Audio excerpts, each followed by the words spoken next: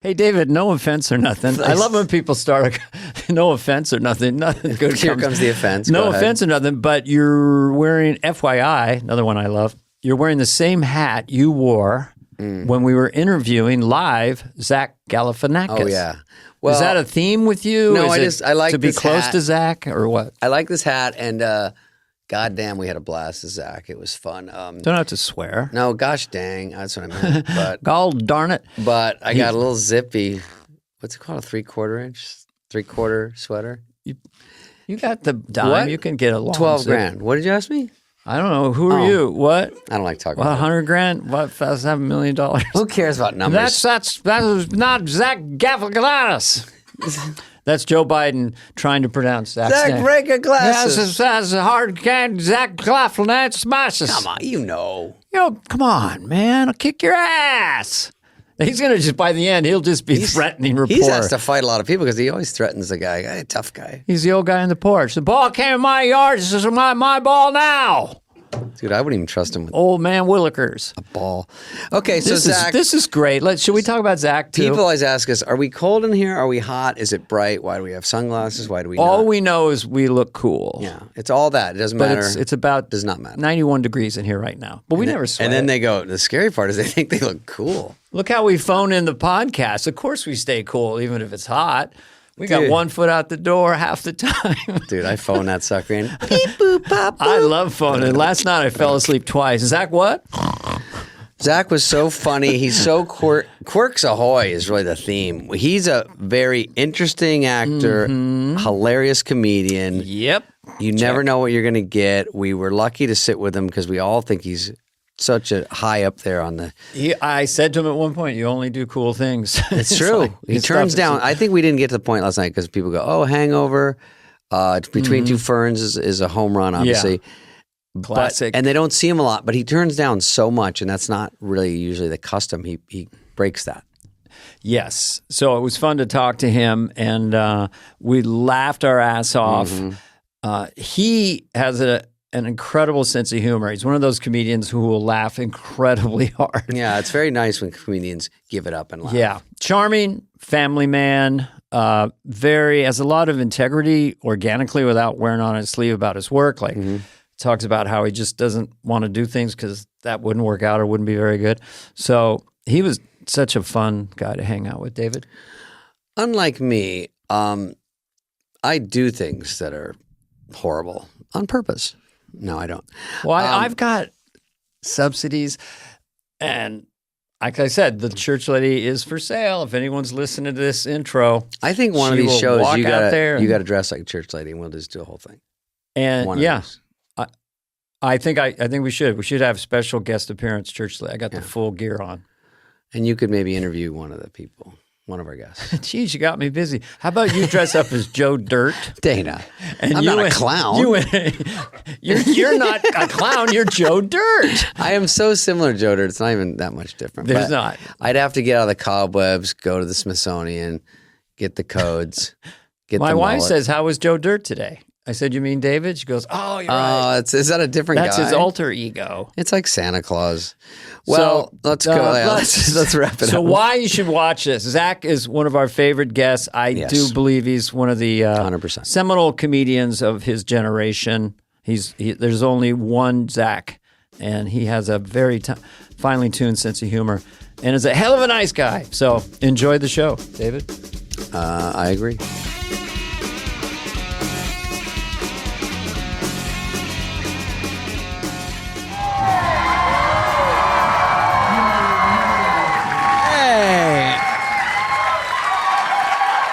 Yeah, you go there. It started. It's already almost over. Okay. It's a great song. I thought it was good, you know. I did an impression within the first 20 seconds. Damn, this chair, look at our chair differential. The fuck? I'm like a Muppet. You're like 6'2" in that thing. I'll go closer. I'm going to get up front and be like this. What's up, Zach? What? Sorry. Is Zach here yet? I got up at 6. That's it. We're warning I'm them just it's going to be punchy. bad. I'm punchy. I'm overtired. all right. I'm like a baby. I'm overtired. Let's bring Zach out because Let's bring him out. Yeah, that's the beginning. All right, Zach. Welcome, Zach Galifianakis. Zach Galifianakis. Sure. It was a little louder for Zach, if anyone's counting. All right. Okay, Zach Galifianakis. Zach Galifianakis. You're. Yeah. I'm just gonna say it. You're something else, man. Yeah, something else. You're something else. You look like Wolverine right now with that hair. Oh, really? I'm That sorry. looks cool. Actually, you have cool hair, which Plugs are coming in nice. Yeah, a lot of plug work. A lot of plug work. real nice. New crops coming in. So how you doing? Is that I it? feel like doing I'm a well. half mile away from you. I'm doing well. David, it- why is that chair that way? This one? I don't know. They It's treat me like a for fucking asshole. orthopedic issues. Oh, okay. He likes to be Seems erect. No, I don't know. This is good. okay. Zach, Anyway, we don't have to talk about it. No, it's all right. Zach, enough of this bullshit. So Let's get Zach, to it. can we butter you up a little bit? Yeah, let's butter him up. Okay. How the fuck did you come up with the two Ferns thing? Because that's too crazy. Some of you remember. Coming hot right out of the box. Because that thing is, I saw every episode today. Oh, Today, Well, I've seen them before, Yeah. but I'm almost 80. I have to refresh my memory. This is an illusion. It's a lot of blood and gut and sweats and tape. So when did you come up with that? yeah. it was part of a pilot that they were doing, and this guy Scott Ackerman was producing it, and Scott Ackerman. he asked me to do. Come on up, Scott. But he just said, "Would you do something?" And I just said, I for some reason I had this thought. I just said, "Can you get me two Ferns and some kind of celebrity?" And I had worked at a cable access show or station. I interned one in college, and so I kind of like that world, that kind of low end, Like lo-fi. desperate. Tried a way to communicate. I actually had a taped a class at a cable access show about how to waltz, and I got my two friends. You know, back when you could do this stuff. You can't do it anymore. And we just put them in gowns, and it was a very straight video and dance lessons on cable access on how to waltz with not trying to be funny. Mm-hmm. So that kind of weird world I knew. Scott Ackerman asked Michael Cera to be in the first one, and we just kind of made it weird and creepy. And I always had thought celebrity interviews are... What do you mean? Ridiculous. No, they are. It's like he's talking What- like Access what- Hollywood. Oh, stuff, yeah. oh, okay, I got It's it. a little, yeah. Yeah. It's just such a bizarre... But let me ask you a thing to question me. about this. So the guest comes in, and I understand from my research today that you didn't really prep it with them. Did they have cue cards, or they don't even know what's coming, and then you guys just go right at it, or do they kind of know where you're going? No, nobody really knows what's going on. Even us. We have written things down, and I think the idea is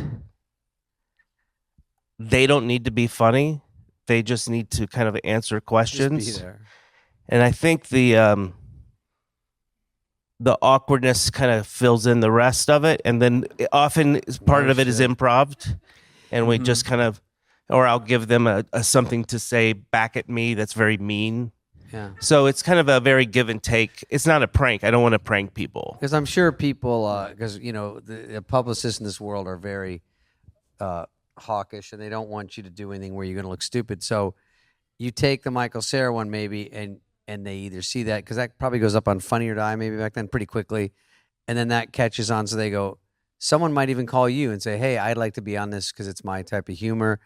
And the people you have on obviously are funny, and they're huge stars, and and when they go along with it, it makes them look better. It's all good. It's sort of when you're on SNL and you go with it. Like if you let them make fun of you and goof around, it seems to be funnier. Yeah, I mean, there's that is all true. I mean, but there's been some times when I've Go sideways a little bit. Well, that's what I was going to ask you. that I don't know if I've even spoke about it, but oh, good. there's been I don't even know if I have, but there's been a couple of instances, and I don't mean to bring people up, but yes. The name of this show is Name Names. The reason I bring it up because I was just talking about it to somebody today at lunch for some reason, and so I interviewed. They brought it up and at lunch today, and I interviewed Jennifer Aniston.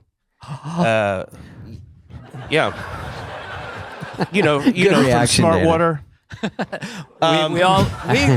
Jennifer, if you're listening, we love you. I only know her because of Smart Water. Right.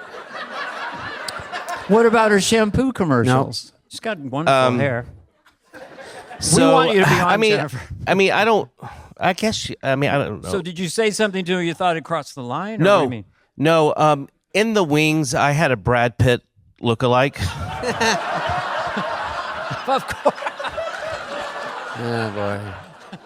And so I wanted to tell her about it before we started filming. So I kind of asked her if I could have a word with her. Like a vice principal. No, but someone who looks like Brad Pitt might be expensive. Well, right? No, I wasn't. How many people look like? What? Yeah, but that's how I met I'm David. scale -10. So, very you handsome. pull her aside and you say, "Is it okay if we try this?" Or did you even get and to it? I said, I have a Brad Pitt lookalike here. And as soon as I said it, I read her face. Yeah. And it was her. I felt so bad. Yeah. And I don't even know anything about that thing. I mean, I know that was in the things, but in the papers, but so I don't know much about it. But so I of course I called it off. So I went up to the Brad Pitt lookalike to tell him we don't need him. He's wrapped. Yes, and as a joke, I kind of went. Well, I said, "Listen, we don't need you. Thanks for coming." And as a joke, I said, "Do you happen to look like anyone else?" And without pausing, he goes, "Colin Farrell." So there's those little. Don't get rid of me yet. I'm a chameleon. Oh, it's a living. And Jennifer is very funny. Yeah, she's a very funny girl. I think that might be. They come on there to be he fun. says he's reading the papers. You're calling her a girl. It's 2023, guys. Is she funny? I mean, is she a girl? Yeah, she's great. She should be a woman. I guess you call I'm her sorry. my boy. Yeah, I'm sorry. I say boy. girl a lot. But she is very We talk fun about person. this. I think when they go on, they kind of know what they're getting into, and then it probably goes a hair farther than they think. And Yeah, I mean, I think the idea is to try to rattle them a little bit. as much as you can read people and push it. There's been a couple of times that. Yeah, I was going to ask you about that. What? Well, has there been times where, like, would you do one with Mike Tyson? I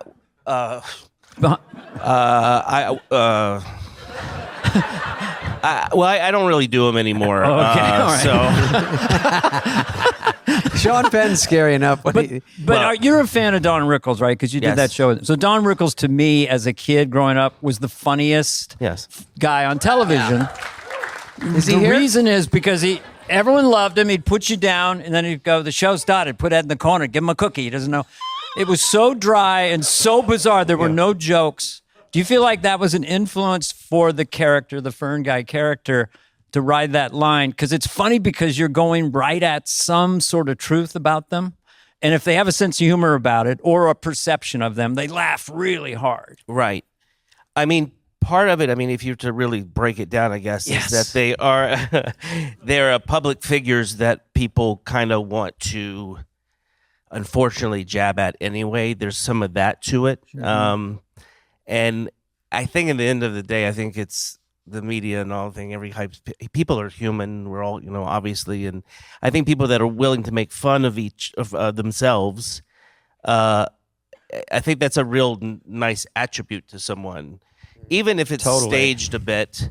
I think being able to laugh at yourself in that kind of way is a nice thing. No, I've been asked to do them with other people, presidents of companies, and Pepsi has asked to sponsor it, and to get blown out of proportion. And I've always just wanted to keep it free online and keep it clear of those other things that get in the way. Sometimes the monetization people would come in and go, we've monetized it a bit, good. but only in a way that we see fit. I mean, Right. we've been asked to. I got asked to do a Super Bowl commercial using it. and did you? It's coming out next week. I can't remember. They got a really good deal. I did a Puppy Bowl commercial earlier. And it's I'm for It sale. was Church too lady risque. is locked and loaded for a super. no. Go deep. By the way, first of all, I'm ready. I'm gonna sell out Zach, in a I've second. done. Dana and I both obviously sellout kings here. We've done. Well, we all are. We do all are. corporate gigs, and when you do them, they go, "Our CEO." Do say something about. By the guy, I don't even know if the guy works there. He's like, when you get up there, say he's got 3 balls, he beats we his do wife. all Do that something time. about that. Just throw it in there, mix it up, throw it in the middle, and then you go, and then you do it, and everyone goes, "What?" And you go, "Does this guy work with you?" He just told me. So they try to do that, and that's kind of what they want to do to CEO, like roast him or something. And you go, "It's not even funny. Sometimes It'll they're probably bomb." drunk, and I was playing Earth, Wind, and Fire. I was opening for them. Yeah. The CEO got drunk. I was. The CEO got drunk. It went on for like 2 hours. So I was getting paid a lot of money. They go, you can only do 15 minutes. But I went over a little bit, and I guess Earth and Wind came out, but Fire wouldn't. That was a long way for that joke. That's a Yeah, good joke. I don't mind it. Did you really open for them? I did open for them. Yeah, I opened for a lot of people. Tower of Power, Todd Rundgren, I opened Robert for- Palmer. Really? I bombed every fucking time. Yeah. Jesus Christ. Your hero will be on in a second, but first, Dana Glarfo. They must have ruined your name when you first Oh started my doing God! stand-up. Everybody. I mean, How would they say geez. it? Well, they just tried to make it sound somewhat ethnic, and they're like, "Give it up for Baklava Rodriguez." But in high school, I was Zach Galifianakis, which is That hurts. I was Weren't Dana you Car homeschooled? Keys. Oh. Now, Zach, by the way, I'm going to come back to that.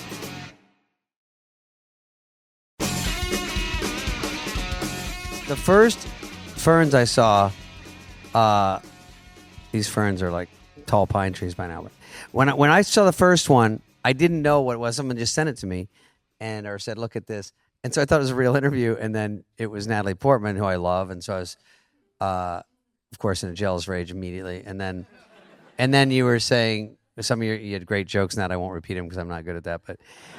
But you said so many jokes, and it was so. And for her to play along, and I thought it was real for a while, and then I go, Jesus, this is so weird. And then it took me a while to figure it out, too long.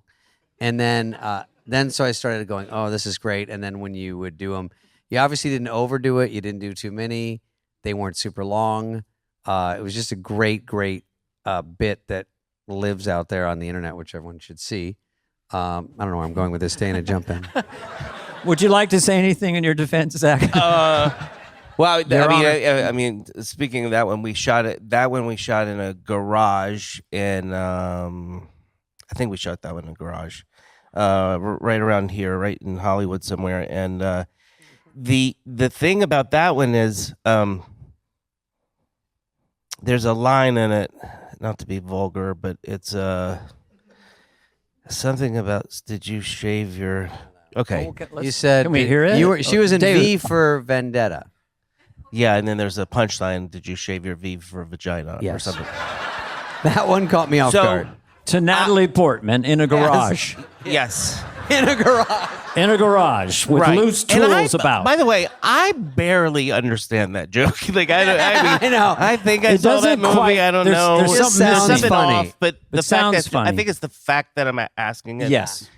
So anyway, she was, if I remember correctly, she was quite good with the whole thing, and then we sent it to her just to show it to her, and I had asked that joke to be left out of it.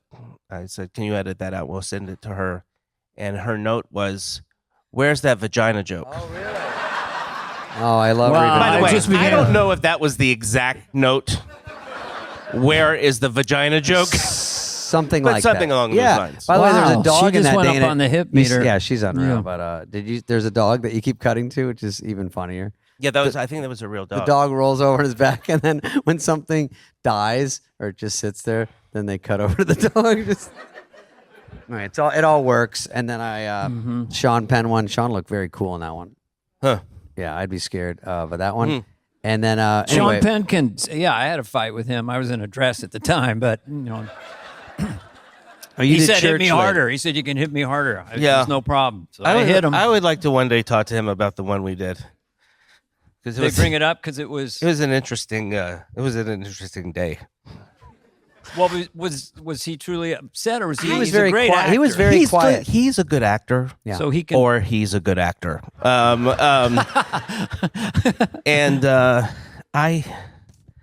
I think he may have been ready to deck me in real life. I don't know. Maybe he was doing a method thing, and I don't. so it was he tricky. he held it so serious that you weren't sure if he was serious. He might have been kidding.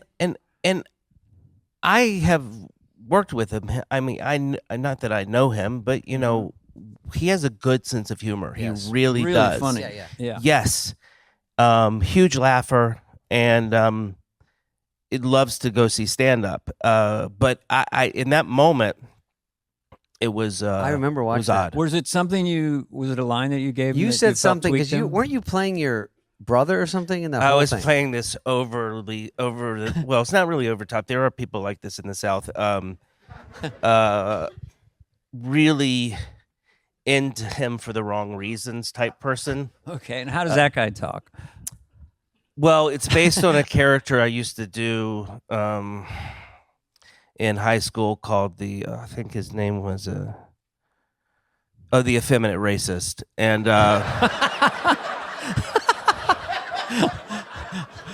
I remember that Skittles. Yeah, but so that's a great. So it's just a guy that talks like this.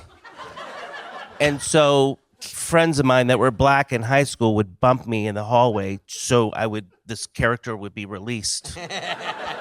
And I would say to them, my mom told me not to talk to black people. And they Go crazy. would Love die laughing because they understood at the time that I was mocking it all. You know, so that's where that came from. That was as simple as that. Well, there was something, Dana, where he goes, Sean, and he's doing this, and he's sort of prodding. He goes, "Did you get into? I'd get into Hollywood just so you could go to all the parties and all the wrong reasons that Sean wouldn't want." Sean is very funny, and unlike his persona out there, and so I like that he's going along with it. But he was so serious. Then he goes, "I could walk over there and knock you the fuck out right now." And even I was like, "God damn, he gave that a good reading." I think he knew it was funny and interesting. I think he was, was playing. good. I don't think he was offended. I'd like to ask him. We haven't spoken since. His kids and my kids went to school together, or at least played sports together up in Northern California. So I'll talk to Sean. Yeah, ask him. Ask him. Can you I'm fix it? curious. Hey man, I want to smoke. If you could smoke and not get diseases, I would definitely be smoking right now. There's nothing cooler, right? It's like, tell us some more, Zach. Anyway, can we go back to you as a young person then? Like, Yeah. you strike me as like an introverted extrovert. Like you're shy in a way. I think we are maybe. Well, I think I am, but Yeah. well, anyway, it doesn't matter. Anyway, but then you have this powerhouse thing that comes out like in high school. Did you go to theater group or are you just funny with friends or what were you like in grade school, high school? Just walking around. Just walking Just around. walking around. Just at the Beverly I Center. mean, you know, I think I was somewhat quiet, but I think, humor in my family was seen in very high regard. So my cousins and my brother and my family is funny. You know, I kind of watched them, even as the quiet person I thought I was, or I think I was. So I was kind of this more kind of observant kid that thought maybe one day I could, through my observations, maybe make a thing out of it. And you were thinking that like at age 8, 10, 12? I mean, but young, you got the idea maybe you would do this for a This is going to sound weird, but it was at my parents' conception of me. Doesn't sound weird at all. It doesn't My sound weird, right? ultrasound, I was killing. My brother Brad, I got 3 older brothers. He swears he remembers being born, and he's serious. Really? Yeah, he has a photographic memory. He just remembers being born. Yeah.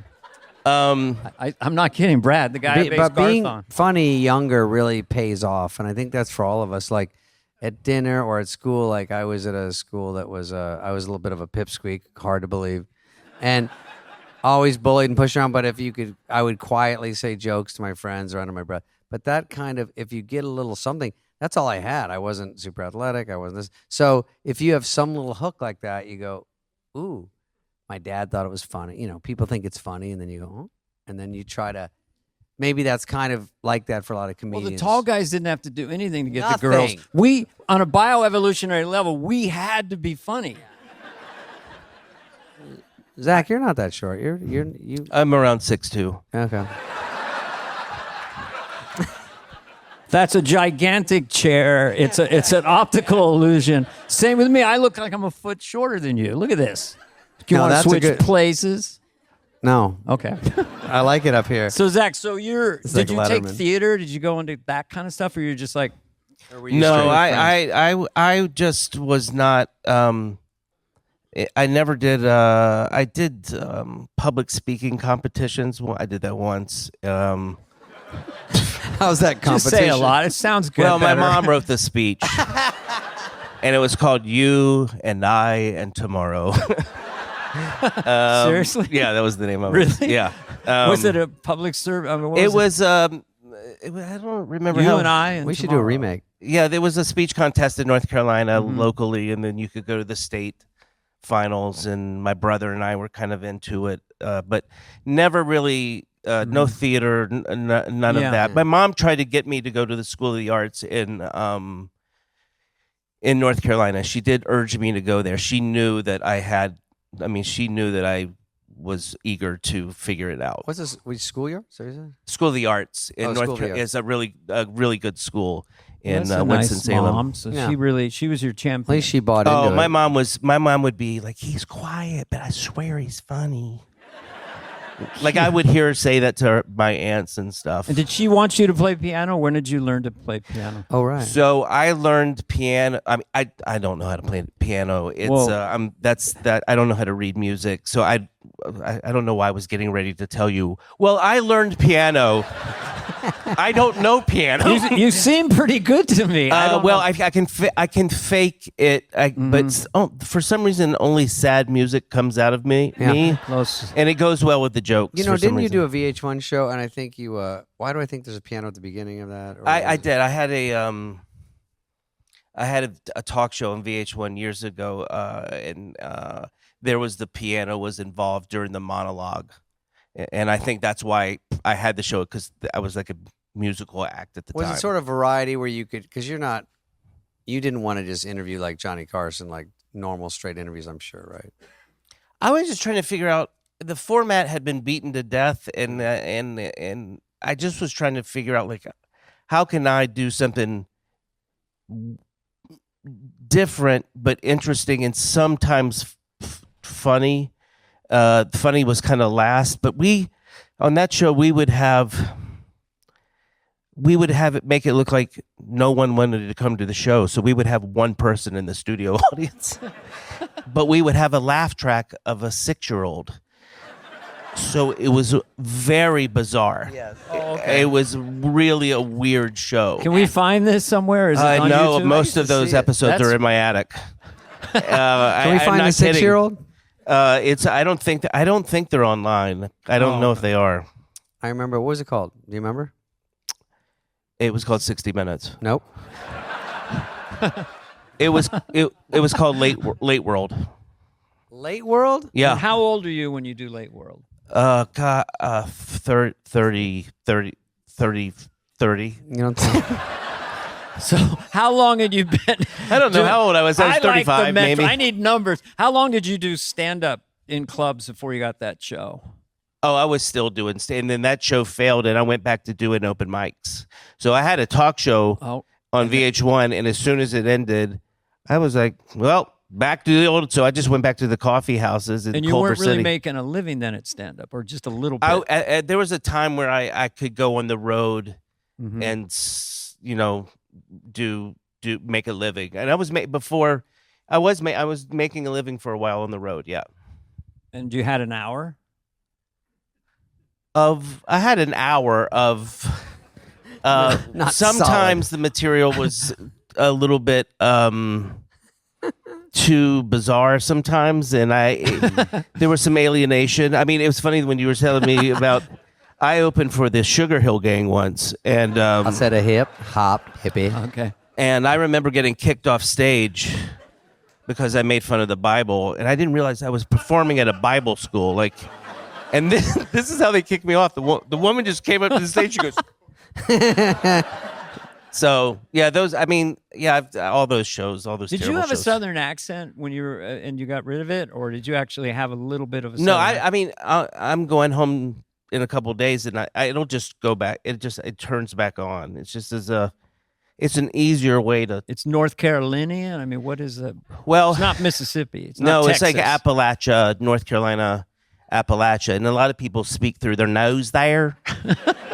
And it's like, hey, how are you? But if you go east in North Carolina, it's very breathy, and it's really beautiful, and it sounds nice. But so there's all kinds of different accents that you must pay attention to. What did all you the think time. of Daniel Craig's accent in Knives Out? Well, I thought it was kind of cool.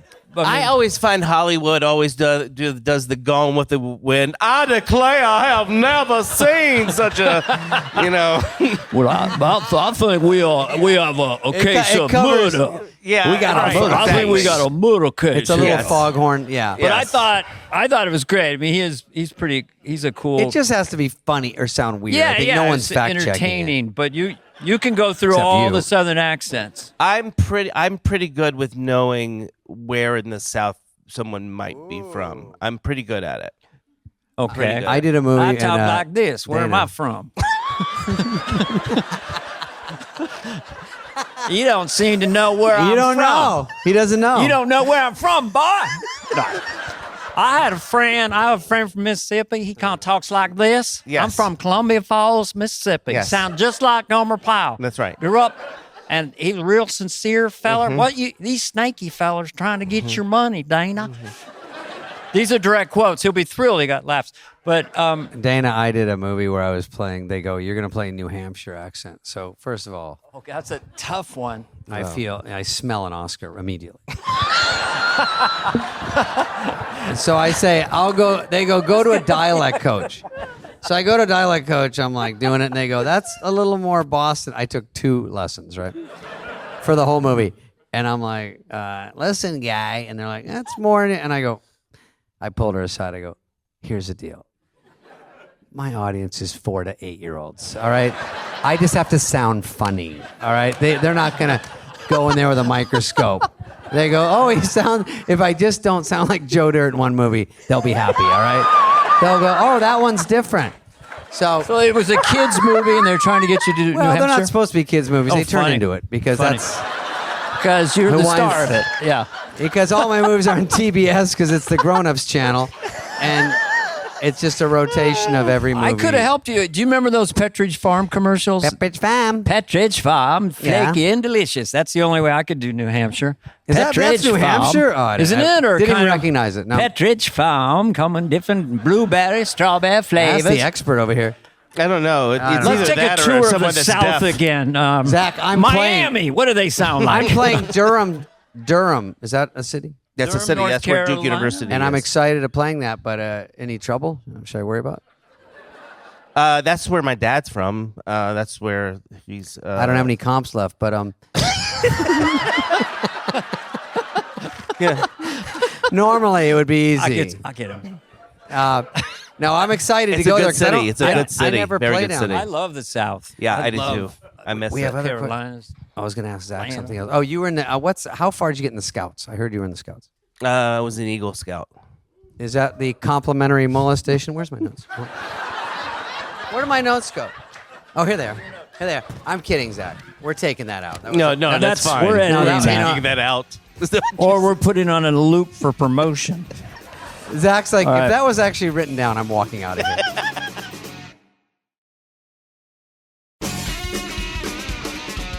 Oh, well, let's ask him about. What do you wanna ask him about? I want to. Well, we can talk about The Hangover for a minute. You were in The Hangover. This is like the theater. Well, show. What's it Hangover called? was like You were in The um, Hangover, and then everyone that applauds. calls Applaud! God damn. They don't know. They don't know. Hangover of the last 20 years, the two that got me the hardest as comedies, because I see all the strings. Hangover and Tropic Thunder. Yeah. Those are the two that caught me flat-footed. Yeah. And you were in which one? I was in. Sorry. I was in the hangover. Yeah. So you go from comedian, people know you, you're going along, you've done a special, live at Purple Onion, stand-up special, and then Todd Phillips calls, and you go on What Happens Next. Are you the first choice for that, or do you know? Do you remember? It's a real question. I mean, Listen, I've been a fallout on every movie I've ever done. oh my God. I don't know. That's not a mean question. That's just like sometimes the movies come together and they go, "We got this one would be a good accent." Obviously, Zach's great. It's a funny part to play, and they let you do. It seems like Todd, who seems like a really funny, he'd cool seen guy, you let and you knew. do what you do, and Well, I think he was going to stand-up clubs. I think that's what he had told me, and then that's where he knew me from. Because I don't know if I'd done much otherwise to be seen on screen. But so he asked me an audition. I think I was living in Canada, and I'm terrible. I just don't like to audition. I've always been bad at it. I Horrible. usually get. I mean, I have so many stories about. We all do, but Could you tell us one of a really? Well, people might want to hear there's because just. you're. I mean, I don't want to, superstar. but there's just so many. I just was so not into the process of it. I mean, the first time I ever got a laugh in an audition was when I first auditioned for a drama.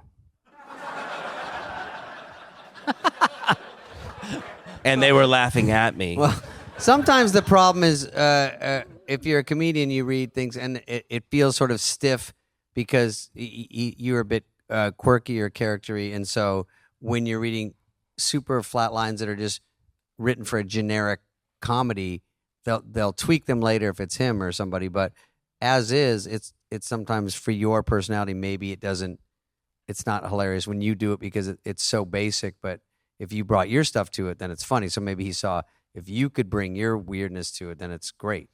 Well, I think also at that time I was a bit older, and I think I was kind of not to be cavalier about it, but I think my attitude was, well, this is probably going to end soon, meaning this pursuit of whatever this is. Oh, I see. I don't really care as much because I'll just kind of try to exit without caring, if that makes any sense. Well, wait a minute. So you were you get the hangover, you're thinking, this is pretty much a mic drop. I'm out of here. No, meaning No, he I'm doesn't not care if going he to get gets it. this. I'm not going to get Oh, this the audition job. process, I will yeah. just. I think my mindset then was, I tried doing show business. At that time, I mean, you Right. know, you kind of beat yourself up sometimes, and I didn't really know what I was doing, and I mean, who does? But anyway, I flew down from Canada and auditioned, and I think I remember leaving, getting into my stretch Hummer. So you were doing well. And telling Sugar Ray to scoot over. Oh God, I laugh, but I did a pilot with him 20 years ago. But then I got the job, and then you do you show up for work and you start acting in it, and I remember going to dinner with the other actors, with Bradley and I forget the other Ed. names. Ed Helms, No, it's only Bradley. Who gives a shit about the other guys? Bradley Cooper. Bradley and Ed, and I think Ken and we were all at dinner, and I said to them, this movie seems good.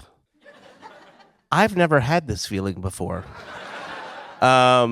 So I felt there was a real kind of energy on set there that was, sometimes that happens and it's not, it doesn't translate to the screen. Sure. Mm-hmm. There's great energy on set. And everybody's like, "Oh, this is," but that one, Todd is a very good editor and a really good very good director that knows how to steer that stuff. Sure, you sort of need all the components, and you can lose it anywhere along the way. But yeah, if you do it and you're doing maybe you're doing extra takes where you're just trying different jokes and screwing around. Plus, we all remember The Hangover wasn't a huge movie, and it was probably not a big budget, and you're not going into it going, "Oh, I just got the Avengers." It's like, "Oh, I just got a comedy. It could go away. It could be nothing, but it blows up obviously into a huge thing." So it would be probably even scarier to audition for something if you know it's that big. Like people that are auditioning for the sequel are like, "Holy shit, this is a huge movie." Yeah, I had to audition for the sequel. You did?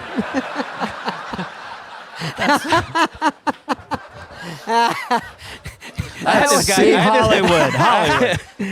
That's You're gonna read with Brad you were Cooper so in this. good in the and you're first like, one. That's great. I had this guy come up to me once and he goes, "Hey, are you an actor?" I go, "Yeah." He goes, "Are you the guy from Hangover 2?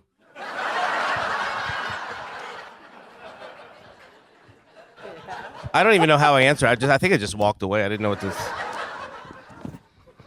Where's the baby now? Do you still stay in touch? They didn't like Todd. He had a baby. That sounds like Brody. Brody. Oh my God. Brody Stevens is a great comedian. Oh, And Zach was very good friends. I was friends with. away. He toured with me for a while at the very end and passed away.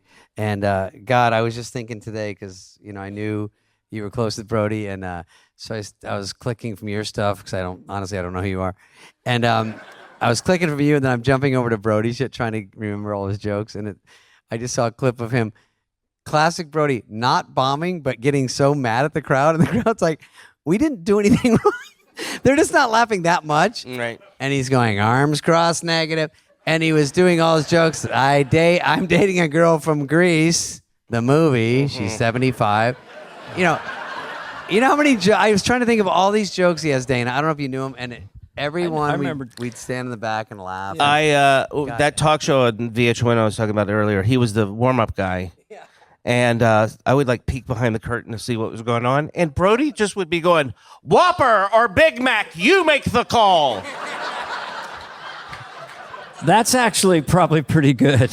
I mean, for a warm-up guy, just energy, right? You know what? He did it on our Lights Out show, and I'd peek my head at the same thing, and they go, "Hey, something's going on out there," and he goes, You're negative. You don't deserve David Spade. He was in Police Academy 4. He's from Michigan, and he's not coming out until I give the green light." And I'm going, what? Why is he yelling at the crowd? And the crowd is like 9 people, but he had so many goddamn fucking. One of my favorite jokes. Moments with him, God, is it's early on, and we were hanging out. We were at my apartment in Santa Monica, and Margaret Cho was on television, and we were just watching in silence. I don't mean it like that, but we're just watching it, and after a couple minutes, Brody just yells at the TV, not trying to be funny. "She had a sitcom. Why come me don't have one?"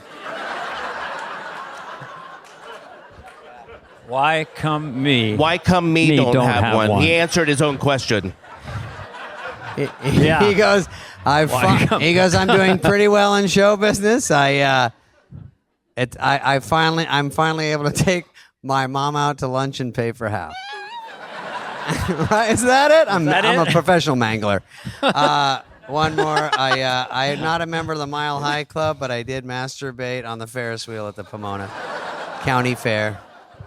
So many jokes. He was so funny. But I'm saying him because he was in, I think you put him in one or two things, because he goes, "You know me, I'm the guy from Hangover, Hangover 2, Due Date, Cut Out of Funny People." Yes. Yep. Yeah. I think, Todd saw Brody. Todd Phillips saw Brody while I was doing shows at the old Largo. So that's why Brody's in those movies. I didn't have anything to do with it. Okay. if I had something to do with it, he wouldn't have been in any of them. Todd's got a good eye, though. Yeah. Fuck yeah. But I miss him so much. I was missing him so much. David, I may have told you this the other day, but there wasn't a podcast, so I'll say it again. But I was missing this guy we're talking about, Brody, and he was known for alienating audiences. That was one of the reason I think comics One of liked his him. charms, yeah. Perversely, is we would all rush out to see him turn audiences away. We had a few of those in San Francisco. And he's bombing in Montreal, who used to have this baseball team, and blah, blah, blah. And Brody just looks out at the audience while he's bombing, and he yells out, "No wonder the Expos left!" He was a pitcher at ASU, I think, and he goes, "I threw 88 with movement." He would say that in the middle of his act, too. A very funny guy. I won't read all his jokes. So Hangover worked out for you? Is that the end of that story? Yeah. Did you so this is the first time you're getting actual extra money? Yeah. Did you buy a Rolls Royce or anything? I mean, did you do anything with what was that like when you first had extra money? Yeah. I bought 4 elephants. Smart. No, I mean, I bought a place. I bought a place in North Carolina, a farm. I'm not a farm, but a place to try to be a farmer. For a nickel. But I don't live there anymore. But yeah, I got that, and then You went home and bought them all? Just to show off. I don't remember. I got a lot of fur coats for all my aunts. Sure. Did you? Everybody gets a fur coat.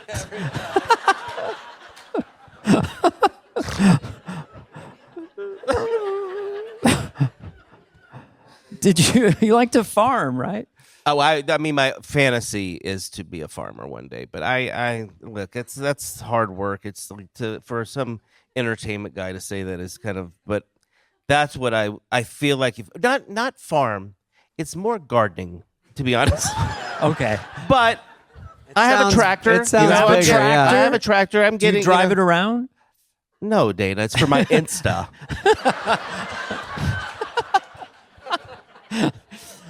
But gardening, I like to work it. with my hands. Yeah. I masturbate, ladies and gentlemen. You got it.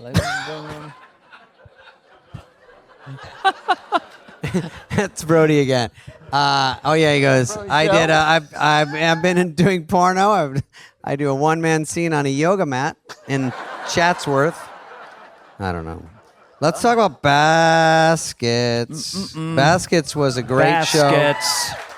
I don't have to tell this crowd. You don't have to tell this crowd, Zach. They know. Baskets. That's it. You only do cool stuff, Yeah. seems to me. I've done a lot of shit. Cool. You do a lot of cool stuff. You do cool stuff. It seems like you do it on your own terms. Like they let you do your thing, which isn't always the case with everyone, and it's sort of the dream for any comedian. Like, let me just do my own thing. Like Curb is always an example of like that would be fun to do something like that, where you could just do your own thing. And it's very, very hard to do those things. I mean, people look at it and go, "That's such a great show," or Baskets, but to write it, cast it well, make it make sense, all that stuff is exhausting.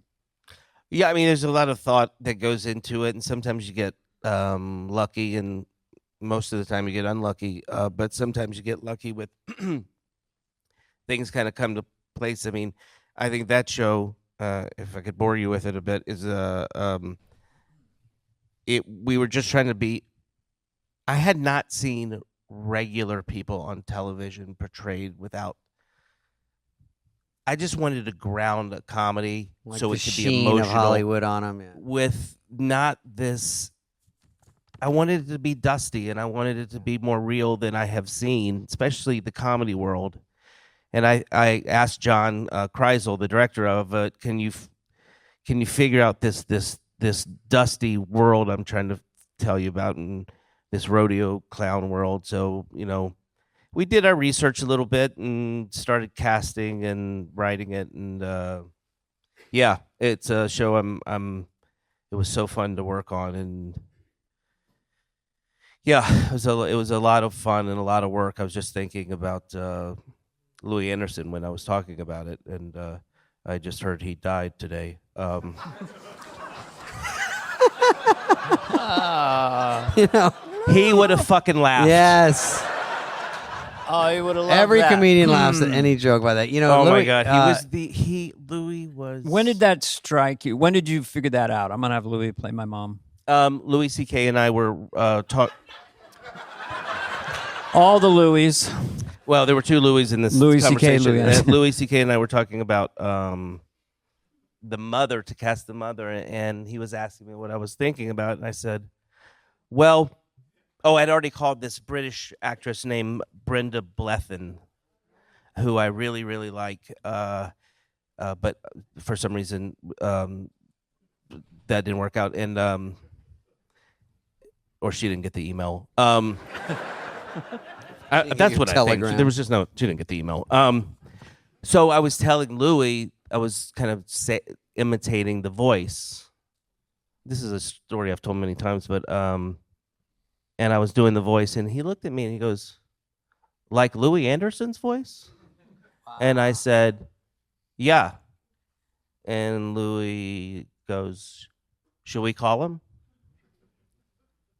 And I went, yeah. And that was it. Wow. There was this weird, Louis had, and I didn't know this, but he had been channeling his mom on stage for a long time. Yeah. And that was kind of that was the lucky part about it. But I had always loved him.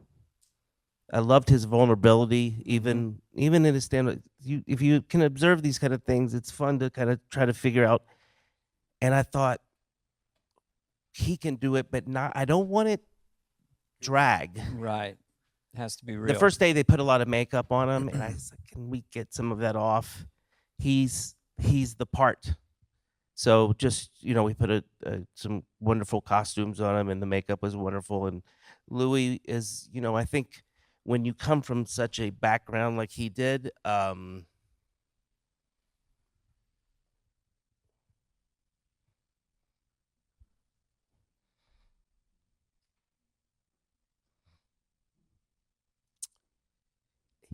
think his tenderness came from pain on cue. Jesus. I told my managers, like, if I say something cool, someone ruined make sure you beep something.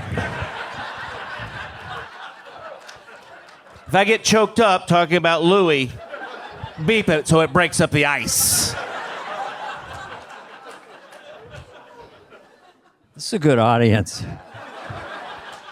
But no, I think Louis had this thing in him that was really could throw it out. Heartbreaking pathos in his stand-up, and a brilliant stand-up and storyteller. But on set, I would die laugh at work with him. He was funny every second. Oh my God. Yeah. God, he just was so great. Mm-hmm. You probably knew Louis. I when I first got to town when I was 20, this is at least 8 years ago. I was so I don't know where I saw Louis somewhere, and I didn't know him. I was in the hallway at the Improv, but he was nice, and I was trying to audition at the Improv or the Comedy Store. Those are the big ones to get in. And but I was 20, and I had an okay act. I had about 8 minutes, and so he says, "Why don't you audition for Mitzi?" And I go, "Oh, I don't even know how to do that." And he said, "I'll bring you down." So I went down there, met him. He went and told Mitzi on their audition night, and I went in the Comedy Store right here. Did my set, did okay. Came out on the sidewalk on Sunset and just stood there, and he came out and he goes, "She didn't like you."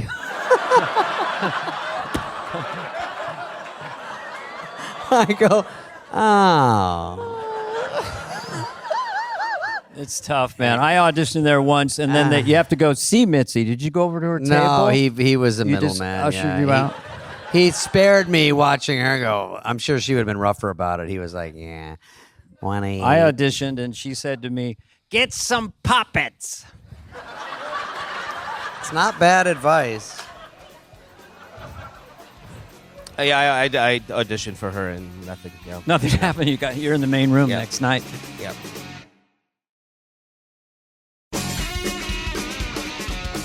There's nothing else to ask. Nothing else to ask. Knows Fiona Apple. Check. Do you want to do some? Oh wait, SNL. We had to ask about SNL. Remember? This whole thing is about SNL. Okay. God damn, Danny, you forgot why I watched both your monologues today. Ah, I'd seen them before. Dana had a big day. I'm telling you, I've been researching for 11 hours. No, Saturday Night Live, 2010, 2011, hosting both times. Yeah. And someone today mentioned you and Kenan Thompson's What's Up With That? What's up with that? Was he in it? And you came out, this guy with this long flute in this weird jumpsuit. Yep. And it's a very Was that potent. the double-sided flute? Yeah. Does it? You guys remember that? Dexterous flute? Yeah. You just came. It had no lines. You just came out, I played, didn't and even know that was pranced. you. I saw it. Yeah. But it was something very indelible about that. Yeah. I remember that. It was. I still have I have the jumpsuit. It's in my closet. I usually don't keep any of that stuff, but I have. It's quite. It's comfortable. I wear it a lot in Canada while I'm chopping wood. Yeah, that was a flute. I remember they had like a double thing guitar, and I was like, I don't know. That seems like, can you build a flute where that guy does this? And they did. Yeah, it's like 5 that's feet. the great thing about that show. Can you maybe get a prop like this? And they're like, yeah, sure, Yeah, sure. yeah. They It's can do magic anything that way. within 24 hours. Yeah. Yeah. And you did. I read one. Maybe you were brought in as a guest writer or something. They said there was a Britney Spears sketch that you pitched an idea with you and Will Ferrell. Yeah. 10 years before, you were brought in as a guest writer or something like that? Well, I thought I was brought in as a cast member. You were And I got They there never and- tell you what you're brought in No, I as. No one couldn't figure talks it to out. you. There was Yeah. a weekend. I was like, I don't. I guess I'm writing. So I wrote. Looking back, I feel really bad about it, but not that it was there were 2 sketches that I pitched to her, and it was just she and I in this office alone. And Britney Spears. the first sketch was Will Ferrell. We were going to shrink him down to be the bodyguard to her belly button. You love it. Love it. Right? That Yeah, sounds it's great. that sounds funny. It's great. So that was basically what I said to her. I remember a tumbleweed going through the conversation. On my back. I mean, it's not her fault. And then I thought at the time, because she was so kind of pop sugary, I said, look, I think it would be funny if you were to do a straight interview with something like Entertainment Tonight, and you're just answering these banal questions, and you happen to be bleeding from the mouth.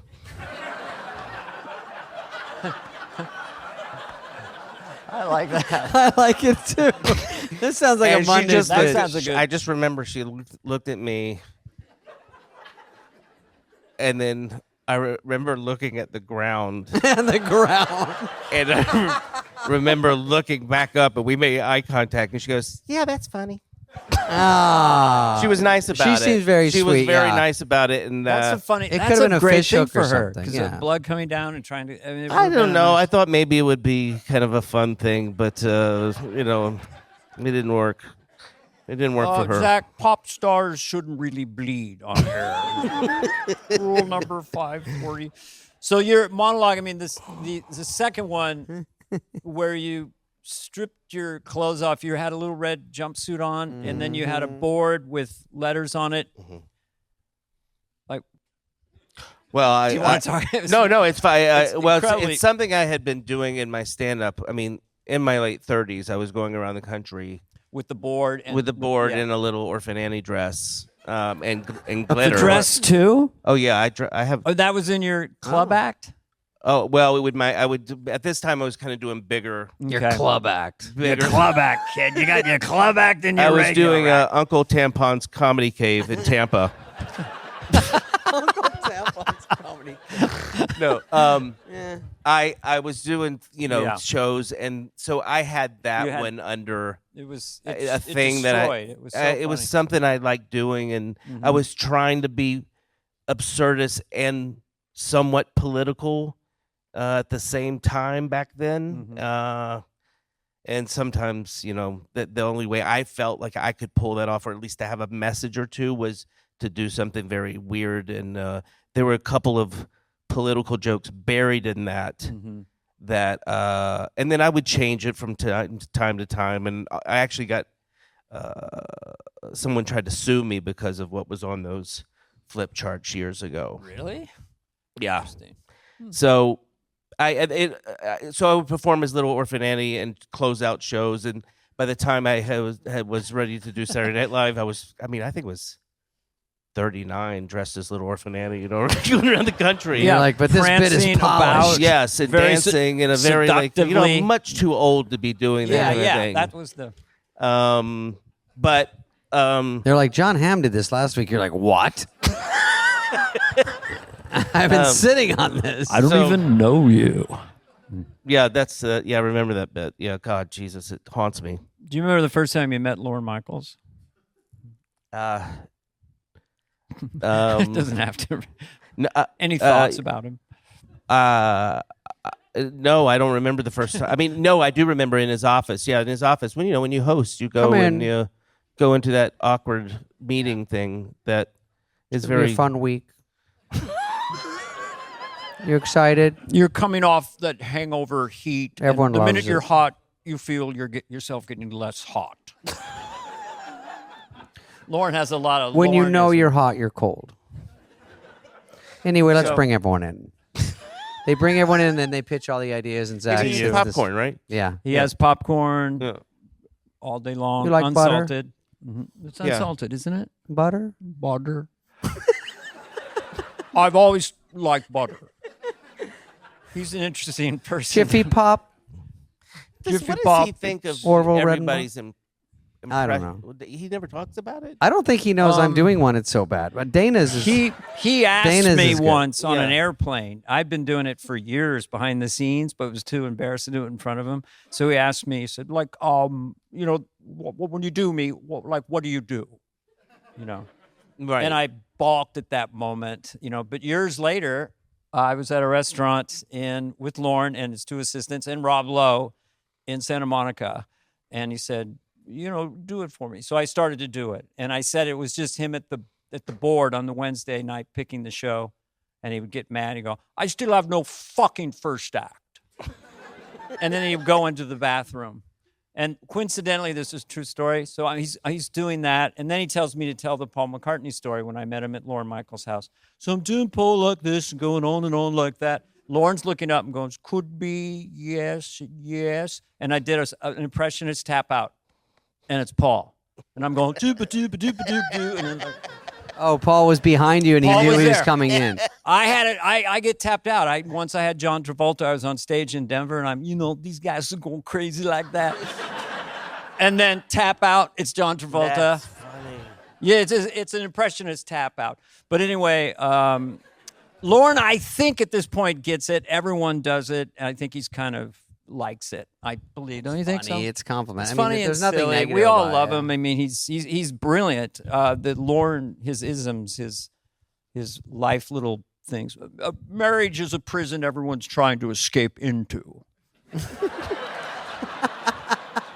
That's a great one. Wow, that's good. I mean, and he's got tons of those. He talked about funny people. Where you going to live? Are you going to be around funny people? Because there's like only 900 of us on the planet at any given time.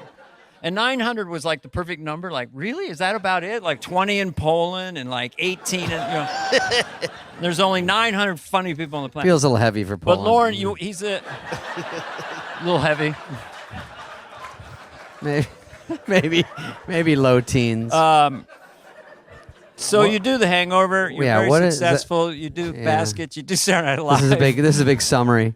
Big summary. I have some basic questions. Yeah, for go. you. Yeah, let's These drill are them. just Drill them basic hard. questions. When you give to charity, is it for ego fulfillment or to help people? It's a good one. Yeah. I think if people don't know that you've given, then you haven't given. Yeah. Finally. Or at least that's the motto of this fucking town. When I do The Wire, I call the press people at the exact same time. I go, this Wire's not going out without Yahoo News knowing. Let's put us all on one email. The best thing about being famous is Good table at Soup Plantation.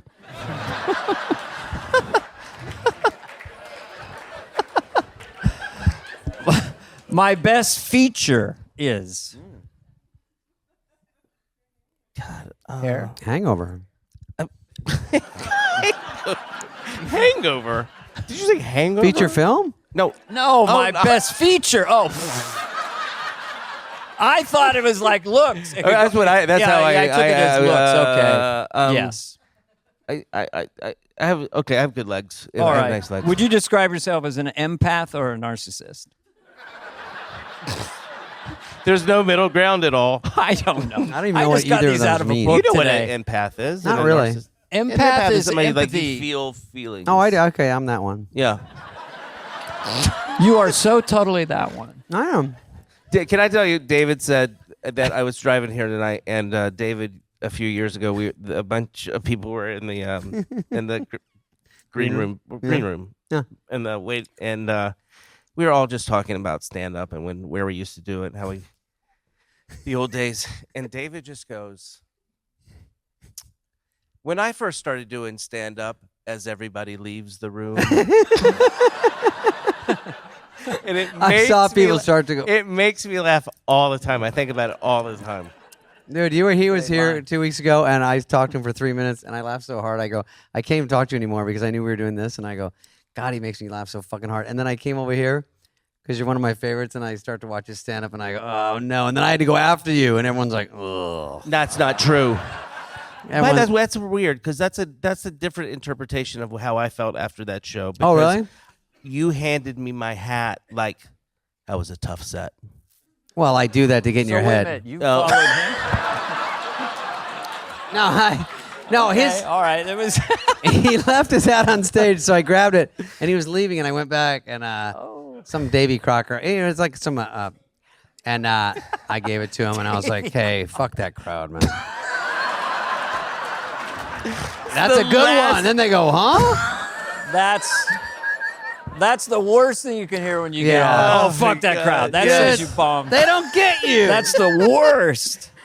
Oh No. my God! God damn it. Okay, well, let's let him wrap up. He's been good. He put in his hours. How Put in his hours. How what? So this is a podcast. I don't know. We'll edit it. We'll This will find be I mean, 6 minutes. Yeah, I mean, what?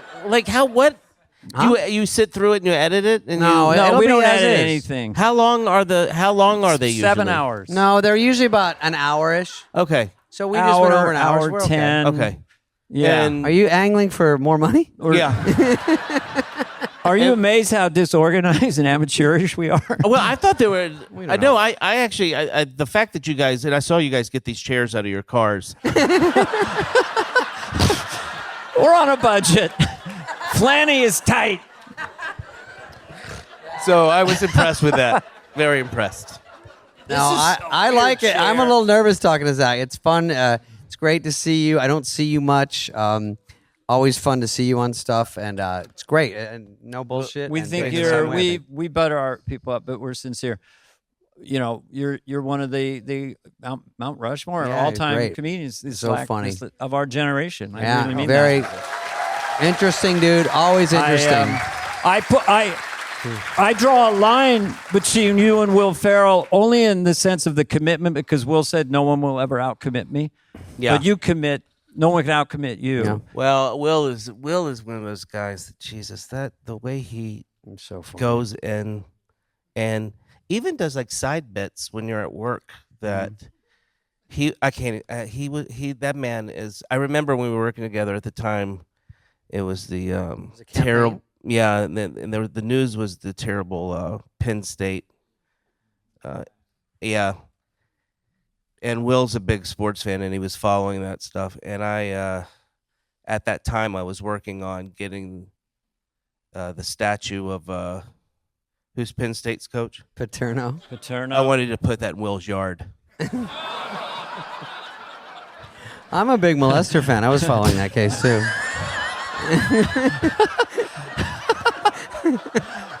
It's gonna be a very interesting podcast. okay. You're revealing yourself. It's That's good. okay now. Supposed to be authentic. I know. These are all just, I don't know. We're at Largo. It doesn't matter. It's Largo, but thanks. Thanks, Zach. Thanks, Zach. Thanks, Dana. Thanks, Thank David. you. Thank you, Zach, guys. thank you Thanks very for much. coming Thanks on. to the audience. Thank you. Appreciate it. Have a great night. Jesus Christ, what are you, the new Liberace? You know, put a new outfit on. We're David, talking about okay. Spade. Talking about Spade. No, we're talking about. What have you been drinking? Malux. We're talking about Paul McCartney, the Paul McCartney. Yes. This is our big, exciting first musical guest I think we've had on the show from SNL. Well, I'm a Beatle fanatic, and the fact that we got Paul, I'd sent him an email very casually, because I sort of know him, I guess, and just gently said, we'd love to have you. And then what happened next, David? I think we heard the next day. He said, do we do it on the phone or do we do it in person or how do we do it? And so we did it within a week. Well, okay, so from my side of it, Okay. wasn't so easy peasy. Hey, a lot of moving inputs.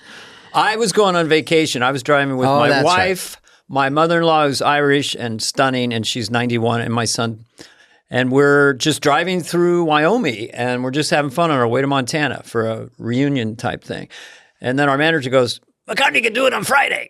And they said, how's Friday for you, both of you? We both said, horrible. It's absolutely couldn't have picked the worst time. Exactly. I'm in the mountains. I can't even hear him. Friday, McCartney, beat it. Oh, you know. So then I'm not vacationing anymore. I'm like, oh, so we're at this 3-star because we don't like fancy pants places in Jackson Hole, and Where the you Wi-Fi. can catch fish in the pool with your hand. Hey, I'm in Jackson Hole. and then you just eat it. But the Wi-Fi sucked. And I'm trying to what am I going to ask Paul McCartney? And so I had to go up to the Four Seasons at Teton Village Cheap time. and check into a room for the night. It was $1 million was the room. And so I went up there in a lightning storm. And then the next morning, Jesus. I'm at a little desk. I'm trying to get the laptop. We're going to zoom in with Paul McCartney. I'm very kind of nervous. And then on the screen, I can see that David is having... You've flown to New York, and what's going on with you? I at that was moment? heading to Sold Out. I guess that's not really part of the story. Show Your sold out show? in How many in seats? Ohio. That's not the point. And I was going there, and I had to cancel my flight and do this, and then go late to the show, and hopefully I make it. And then my Wi-Fi didn't work in my hotel, and it dropped out. The 10 minutes while we're on screen with it, I dropped out from you twice. So I just said, if I drop out with Paul, go on without me. Well, I just saw like technicians leaning in, guys with beards. There'd be a beard and then a rubber band and then more beard. They were just leaning into frame. You're just sitting there, and it's like, is he going to make it? Our producer, Greg, is on the line. No, we don't know. Paul's going to pop up any minute. I don't know if you're going to be on it. All of a sudden, we see Sir Paul McCartney in our frame. Ooh, hello, how you doing? So we spent a good hour talking to Paul McCartney, and I didn't know if I could joke. I wanted to go, Paul, I'm kind of Dana's Yoko. I didn't, No, I didn't either. That's the thing with famous people. You don't want to turn them off very early. So you're a little careful because you just want them to have a good time. We do get into what you Beatle fans love, and being one of them, is who wrote what when. We know there's Lennon McCartney every song, but who did what, where, when, how. And we do get into that with certain songs, and I realized that was really fun for Paul. And and they're lightning in a bottle. Lennon's a genius, but Paul did a lot with that band, and there was a period of time where he was the cute one, whatever. So, and then I was going to say, oh, do you think you would have spelled the Beatles correctly if you had spell check back then? I did not ask him that. I did. I do remember two things. One, I paid about 5 years ago $125,000 for front row to Paul McCartney at a Sean wait, Penn. 125,000? Yeah, I mean that's a mark. I mean Ticketmaster's getting ridiculous. It's getting insane. No, I was at a benefit for, it's a whole story, but for Sean Penn for Haiti, and you bid on these things, and I sort of accidentally was being bullied to go higher anyway. But I went, met Paul, great. He came out with his guitar in that little tiny trailer and was singing and talking, gave me a drink. Hey, have fun out there. So I knew him a little bit from that. which doesn't really count. And I also, in the old days, I took Brittany Murphy to Paul McCartney. Isn't that crazy? Wow. I Well, think it was a date. I don't know. Paul and asked her out. after I hung what a up great at Jackson, front row, second row. after I hung up at Jackson Hole, Paul called me and said, "Who was the other guy on the Zoom? Because he seemed a bit dodgy." Me. Yeah. I go, "That was David Spade." "Oh, David Spade? What is it?" No, I didn't. He didn't call me. Engineer. No, Engineer. I'm And he a went, professional superstar. And Is I that went, what I am? I went scuba dooba doo, and he went do do do do do, and I went do do do. So anyway, that's my Paul. That he did do. He'll do a little bit on this. He was fun, on though. this I have to podcast. say, he was fun. Charming, and I was fun, very and funny. nervous. Yeah, a lot of quips. A lot of quips. But you it threw was- in some it was a Lauren thrill. impressions, of course, right? He did go, "You do a good Lord." Yeah. You'll find Paul is he's just like a real person. It's like that thing of But Paul is he holds the mantle of the Beatles very classy with it. Yep. He doesn't. You can't help but gush, and I do gush It's a little hard. bit. Yep. I gush a lot. Sometimes the I most- compliment you too much, and you get a little red faced. You've never one time. What in I your- say? You're the greatest. Who cares? Talk. You're always saying I'm like a young McCartney. Now, I'm like John Lennon, and I guess I don't know. what was I going to say? Oh, Paul. Oh, he's one of the most famous people out there, right? I would is that say fair? globally, well, not he's right. Who's more famous? I mean, there's Mick, there's Paul, there's a lot of people that are super famous, and he's definitely up there. And the challenge of this for us as podcasters Is getting to start the podcast? We're not doing it is yet. just not yapping like we are now. It's just to ask the guests questions they might enjoy, ask them questions that they can't ask themselves. Paul can't rhetorically go, I did a lot with the Beatles. He can't bring that The reason up. I'm a genius is because, so we have Can to you believe sort how many songs I've got? So, it's unreal. But it is fun to set the table for him and give him his props. And I do think weirdly, Get Back did, and we talk about Get Back the documentary a lot. And I think it did couch Paul's place within the Beatles a little differently. So All right, here if it I were is. you, I would press play, and I would have forward past this a long time ago. So if you're still listening, I don't know who you are, but the actual interview is more interesting than these talking heads. Here's Paul.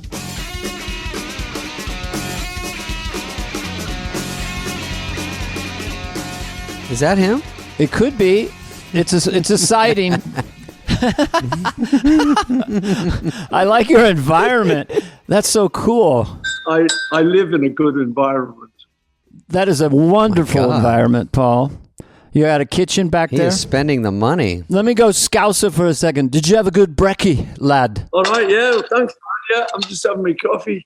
All right. Instead of I'm having my coffee, you say me coffee. I love that. We're a little hyperbolic, just we're excited like anyone else would be, Paul, please don't mention that I look like I slept on my face. Don't bring it up a lot because people are whispering Yes. already. No, I think you look lovely. I want to Thank you, bud. make you an offer, Paul, before we start, just an exchange. But your people sent me Flaming Pie in 1997. You sent 200 vinyls out framed, and I got one out of the blue, and I treasured. I love the album, love that, and I happen to be in possession that NBC gave me as a Beatles, Capital Beatles, Meet the Beatles, signed by all 4 Beatles. And there's only 16 in the world. I don't know if that's true, but I will give it to you. I will send it to you tomorrow if you want me to. Because you sent me Flaming Pie. No, you can keep it, man. You can keep it. I was hoping you'd say that. Dana, you can send it to me if you want. No, Or I suggest you send it to Charlie Finnan. he's an Irish lad. Oh, Finnan's Irish. Yes. He's a bit of an Irish. So Paul, where shall we start? There's Where so did you much- meet Paul, Dana? Where did I meet Paul? I met him at Lorne Michaels' house in Long Island in 1986. Can we say it? And I was out there. I'd gotten cast on the show. I was nobody from nowhere, and it freakily got cast on the show. And then I was hanging out at Lorne's house. Lorne's very intimidating when you don't know him. He's like, well, you will come out to Long Island and maybe you could take Jack's room. and I was Jack, and then it was always, it's where Jack Nicholson stays. So I was in Jack Nicholson's room, and then one day he goes, because he's friends with Paul Simon and our Paul McCartney, but he never tells you the last name. He goes, Paul's going to be coming by tonight. So he makes you ask. I go, Paul? Yeah. Which Paul? He goes, that would be Paul McCartney. Uh-huh. So That was when I met you and Linda at Lauren's house, and you guys would put the kids to bed and come over, and we would chat when you played us a new song that had never been released. That was very cool. We had a chat about tug of war. What can I say to that? I know. These aren't even questions. We're just going to talk for an hour. We're narcissists, so we just talk about ourselves. We're not good at questions. But you just speak to how you met Lauren. How I met Lorne. Mm-hmm. Or when. I'm not sure I can remember. I've been coming out to the Hamptons forever because Linda's dad had a house out here. So, so how did I meet Lorne? It might have been on SNL. Mm-hmm. It might have been out here. There's loads of answers. I could pick one and sound genuine. Doesn't matter. In actual fact, I'm not sure. It was either at SNL or out in the Hamptons. Yeah, you'd have to meet him at the show, probably. That's where most people meet him. Did you have to audition to perform on the show? Yeah. I did. I sent him a tape, and he was impressed, and he asked me to come to his house, and I stayed in Jack's room. It's great. Did you find it haunted like I did? Yeah. I just kept hearing a voice. Hey. What's the matter? Not sleeping so well in your bed? But now Lauren has been such a big part of our podcast because we celebrate all things SNL, and then Lauren kept coming up naturally with all the guests we've had, and he's such an enigmatic, interesting human being, but also incredibly funny, and he's kind of like the further you get from the show, the more you appreciate the job that he's doing, and I don't know how they may do it without him. I really don't. Yeah. No, I love Lorne. And like you, I've known him a long time, and he's become a friend and not just the SNL guy, and so we can talk problems with each other and like friends do and can sort things out. But I think he's very funny and very laid back. It always reminds me of Jack Benny. Yes. I see that. I think he molds himself on Jack Benny. That sort of slow motion relaxation. The very sort of laconic thing. Very deadpan delivery, yeah. And he has wisdom. Yeah. He really is very good at taking a big subject and then putting it down to one sentence. Because I was at a low point in my career, as there were many, and I was having dinner with Lauren, and he just paused and he said, well, everyone knows who you are. It was just sort of like, everybody knows who you are. Like, don't forget. It's a very good impression you do of him, by the way, Donna. Oh, thank you. I've had time to hone it. I was shy about doing it for him for many, many years. And then finally I did it. And actually everyone does a Lauren at this point, which Lauren knows. And it's a great place to be. It's somebody who's very relaxed. Like you're about to do a sketch and you're terrified, and it's during the commercial break on 8H, and he would walk up and say, and he'd have a glass of Chardonnay, but he wouldn't drink it. He would just hold it to relax you, and he'd say, this sketch has to breathe. Yeah. And that was it. So he's great at just encapsulating things. He would say things to me like that, and I didn't understand. But when Paul, do you remember this incident on SNL when Sinead O'Connor was on and she tore up the picture of the Pope? Yeah. Yeah, you heard about that. So when I was there, I was a writer, and I was walking by when that happened. I didn't know the severity and the heaviness of it. I just, from Arizona, I don't know anything. So she ripped it up, so I picked up a piece of it and put it in my pocket and kept walking. And then I come around the corner, and it's dead silent. this is the only time in history you've been a musical guest there that no one applauded, no one did anything. It's just dead silent. They went to a commercial, and I come around the corner, and there's Lauren holding his Amstel light, and he goes, Irish. And that was it. I don't even know what it meant. Irish people just tear funny. up pictures a lot. Yeah, I guess so. He's throwing I don't know. So, Paul. So, yeah, go ahead, Dana. Give one because I was looking through all the songs, and there are some real toe tappers in here, Paul. Oh, yeah. I mean, out for toe tappers. I'm looking at all these, and I'm wondering because we do stand-up sets and all that. Do you, when you go on tour, it's got to be such a heavy deal that you have a set list, or can you change it, or how does that go about? Yeah, you can change it. I mean, normally we get a set list in rehearsal. Right. Well, just so the whole crew knows what's going to happen. Of course. And occasionally, if I'm feeling in a very fun mood, I will just say, we're going to do something now that the crew doesn't know about. And that's like a fun moment, and we just throw in some song that the lighting guy doesn't know how to light. But I mean, normally, Just keep on their toes. Normally it's the same set. And then if we've been in a place, so let's say we just recently we did Fenway Park in Boston. We did that 2 nights on the run. So the first night, we would have the main set.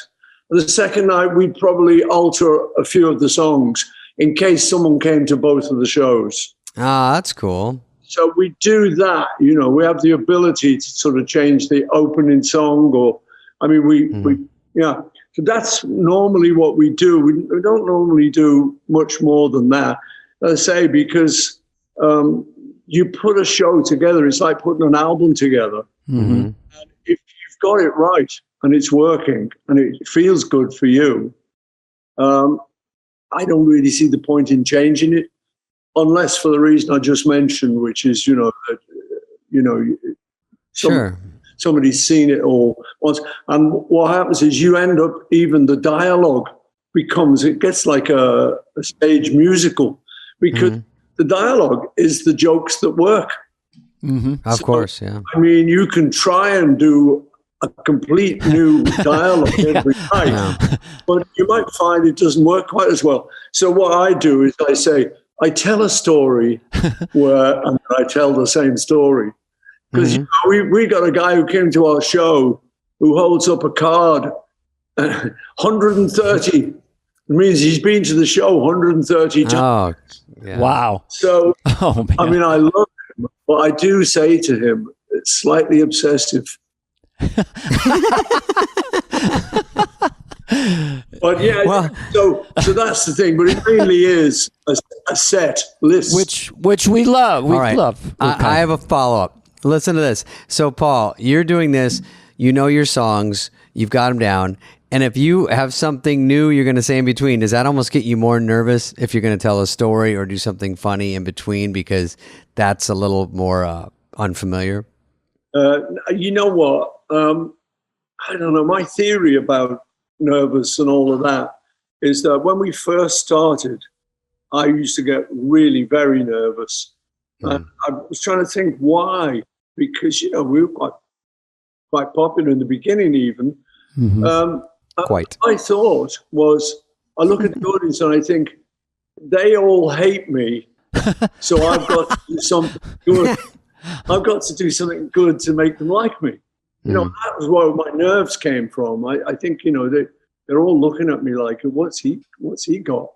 And over the years, I suddenly sort of realized at one point, wait a minute, they've all paid to come and see me, so they probably like me. And once I realized that they probably like me, I really relaxed. And, just got... So, yeah, I'm quite relaxed now. And even if I do some new stuff or try a trick, I'm relaxed enough to do it. What I started doing a couple of years ago was like coming to an audience that really loves you. For instance, if you haven't been there before, which I love. If you go to a town that you've never been, because they're more excited, you know. And I would feel this energy coming off them, and it'd be like, oh God, this is so great.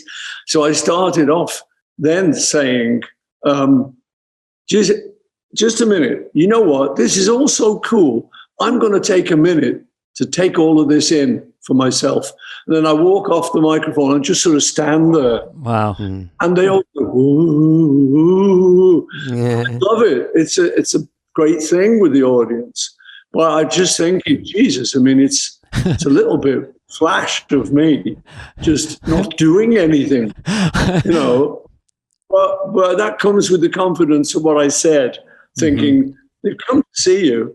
So even if you just stand there looking around and going, Well, Elvis in Vegas would just go and do a pose and just be Elvis. And they wanted to love him up so much, you know, before he got to the song. So I think that the time has passed so much and so many people love the songs that it is like a church in a way, you know, because how much the songs have touched them.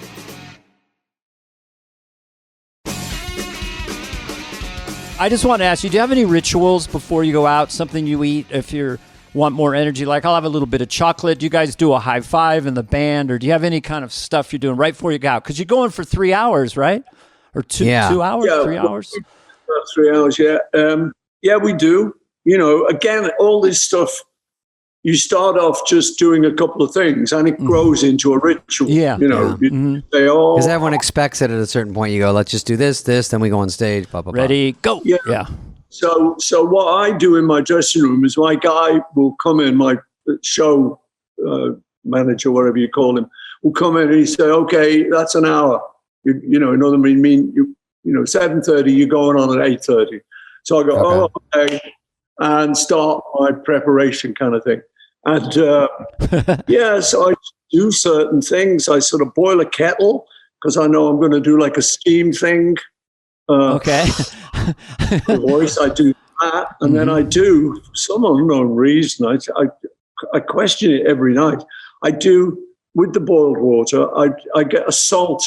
I get salt in a cup and put like a brine solution, which I then gargle with. I've no idea if it does anything. You don't know where the idea came from? It seems to work, right? Okay. I don't know. Yeah, you know, so I do a few things like that and then sort of get dressed and into the sort of stage stuff.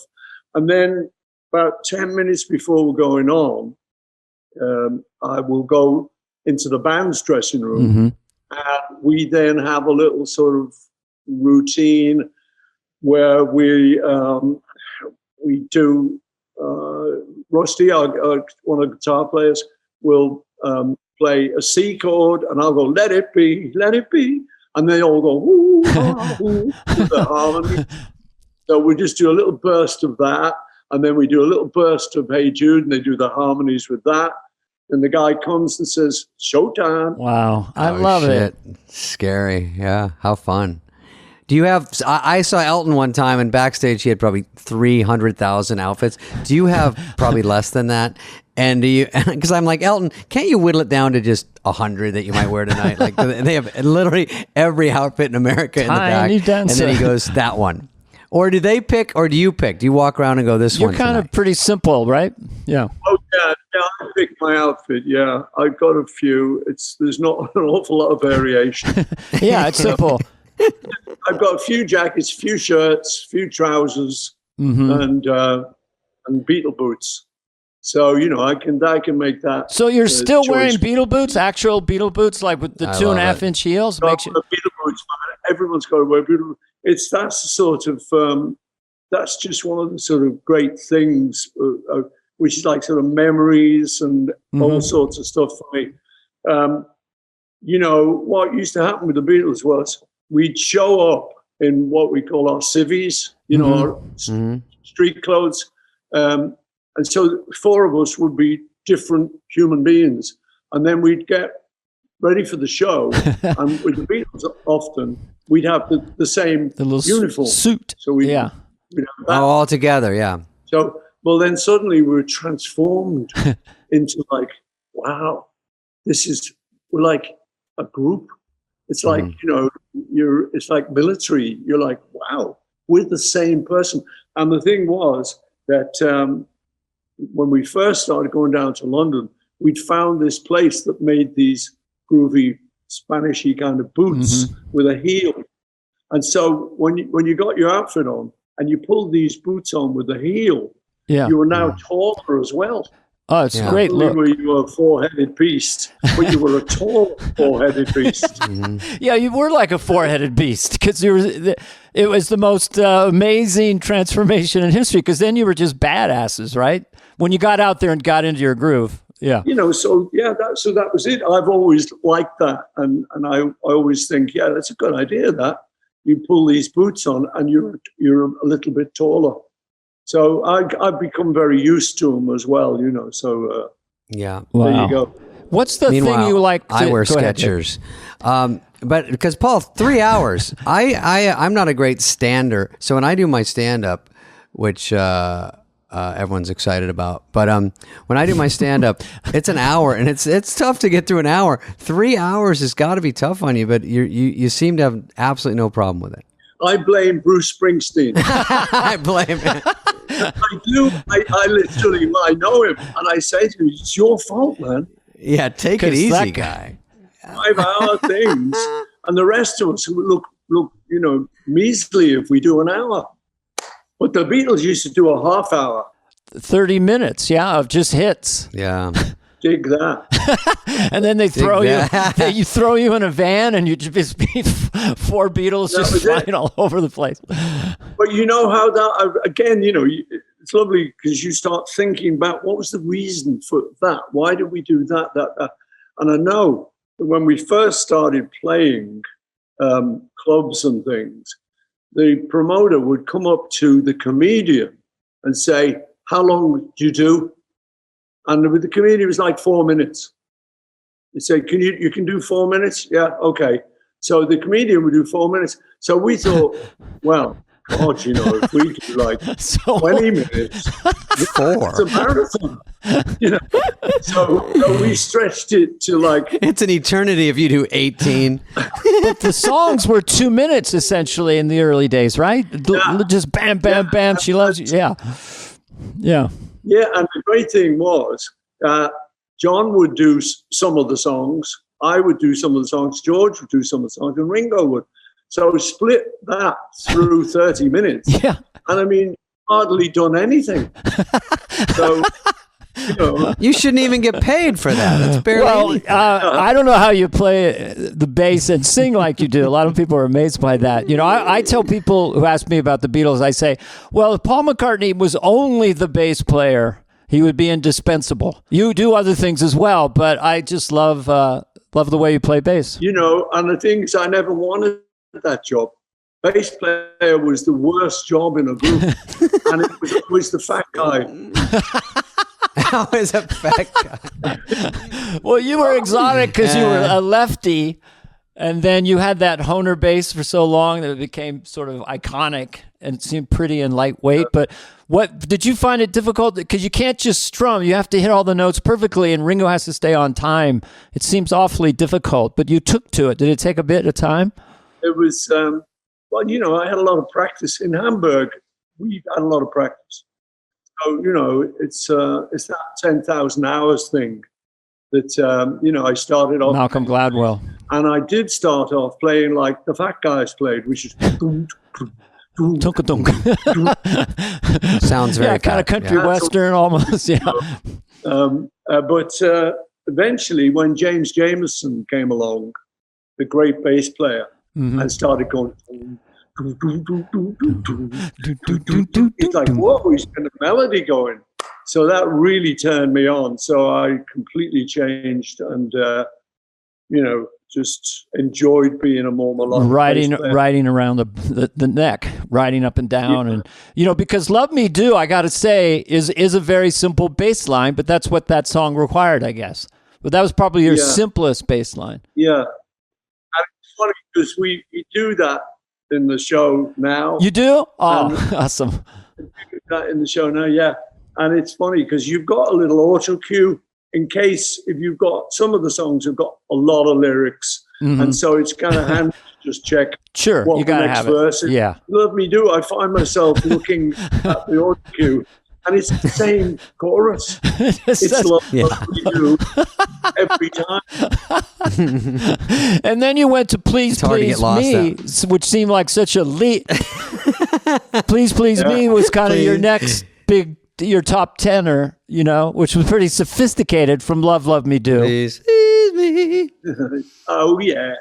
No, and the thing about that was, again, looking back on it, is that it was all directed at our fans. Mm-hmm. Because, you know, we were new to this whole idea of fans and autographs. It was wonderful and new and wow, you know. So love me do. So there's the personal pronoun. So the next one is please, please me. Me. Then there's from me to you. And then there's she loves you. Was I want to hold your hand. this intentional? I'm looking through you. Huh? I'm looking through I'm looking you. through you. So it's really trying to reach directly the fans. I think I should do more of it these days, actually. Let's do a redo. It's a good trick. I saw Hey, you. wait, I have a question for Paul, real quick. Love it. Did you know Elvis? Did you see Elvis out back in the day? We met him, yeah. Was there any competition, or was he just sort of big here, and then you got here, and it's just two different things? Well, you know, we loved him. He was like the start of everything to us. We're in Liverpool, and you know, you're listening to the radio or seeing the TV, and it was sort of old-fashioned kind of music, or I don't know, novelty songs and stuff. It was okay, but then suddenly rock and roll came out, and so this creature. A creature. Presley. Yeah. It was like unbelievable. He was so good looking. His voice was so amazing. The way he danced was so incredible. Mm-hmm. So, you know, we just loved him anyway. And loved him mainly, we loved him all the time. But after he came out of the army, we thought they ruined him because they Never put the same. trombones on the record and things like that, Oh. which we weren't that keen on. But yeah, we met him. We tried to meet him a lot, and eventually we went to the house he was renting in LA, and we all showed up there, and like the four Good God. again, Yeah. and knocked on his door, and there is where it goes strange. Oh, really? Because my memory is Elvis came to the door and let us in. And Ringo says, no, we didn't. No, somebody else let us in. Someone else let us in. So I'm going with my memory anyway. Yeah. But anyway, yeah, he was fantastic. He was really cool. We thought he was just so good looking. He was voted, by the way, do you know he was voted the most handsome man of the 20th century by some poll or some magazine? Yeah, well. That Elvis, so the best looking man can also sing better than any human being. I mean, it's too much. It was too much. You know, so he was lovely, and he started playing on a bass. He picked up a bass. Huh. So I thought, well, here's something I can talk about. So, you know, we talked a bit of bass, and then he had, what amazed us was he had a remote, because in England they didn't have remotes for your TV. Oh, sweet. So this was the first remote we'd ever seen. So he put his thing in his hand and he goes, and the television channel changes. We go, Sorcery. Yeah. How crazy. Yeah. and he that's was playing funny. this record, Moher Sam, who played that over and over, Moher Sam. How did that go? Oh, yeah, Mohut Charlie. Sam, Mohut Sam. What was that song? Mohut Sam. Moher Sam by Charlie Rich. It's great. It's Oh, a good, okay. good song. So yeah, no, it was magic, you know, meeting him. And so we loved him and everything. And I continue to love him to this day, even though he tried to bust us to Nixon. What? This Was that when he was a sheriff or something? tape of him saying, you know, those Beatles, they're American. He's been busting us. And I'm going, Elvis. I'm telling you, I don't trust no Beatles. I'm telling you that. I still love him anyway. But yeah. Oh yeah. Did you go see him ever? Did you see him go live? Did what? Did you go watch him at the Hilton or anything? No, I never saw him live. No. Well, we only that meeting, but I never saw him live. But he was great. Just. Oh yeah, unbelievable. Yeah, I mean, just the fact that you guys got in the same room, that must have been pretty. You're probably both nervous, to meet each other in a weird way. Yeah, probably. Yeah. Have you been has anyone talked to you since Get Back came out, the documentary? Probably have done some interviews. Yeah. We found, what's your feedback from the fans? I mean, I found it just revelatory and amazing and brilliant. I just loved it. And we were seeing you guys up close. I remember you, just the work ethic of you guys and the chemistry between the four of you sitting around. I don't know. What are your thoughts on it? Was it surreal? I mean, if there was video of me in my 20s doing stand-up, there's no record of me at that age. And you're watching yourself at like 27 or 8. But how did you find it? I mean, you enjoyed it, right? Well, it was kind of magical for me because that period had, in my memory, had always been a little bit dark because it was to do with the Beatles breaking up.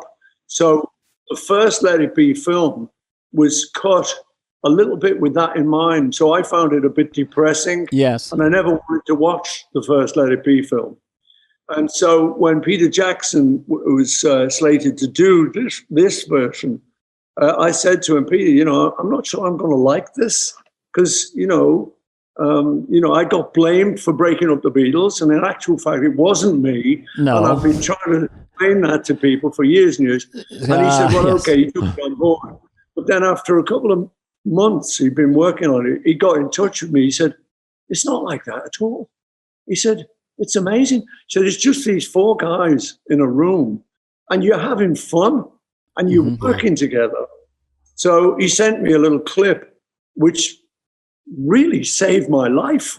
Nice. There's a little bit where John and I'm working on She Came In Through the Bathroom Window, and I'm just strumming on the bass, and John's on the piano.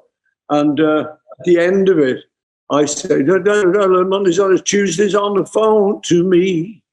And I go, hello, Tuesday.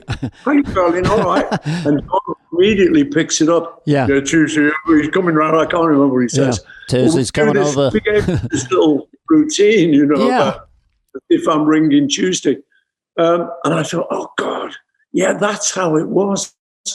It was fantastic. So, I loved it. I really loved it. And, with Peter, what do you call it, remastering it. Make it so shiny and bright. And making it sharp and everything, and the sound and all of that.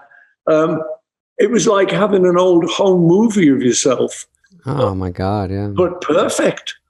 And, and I forgave myself when I saw that. Because I'm thinking, no, everyone's messing around.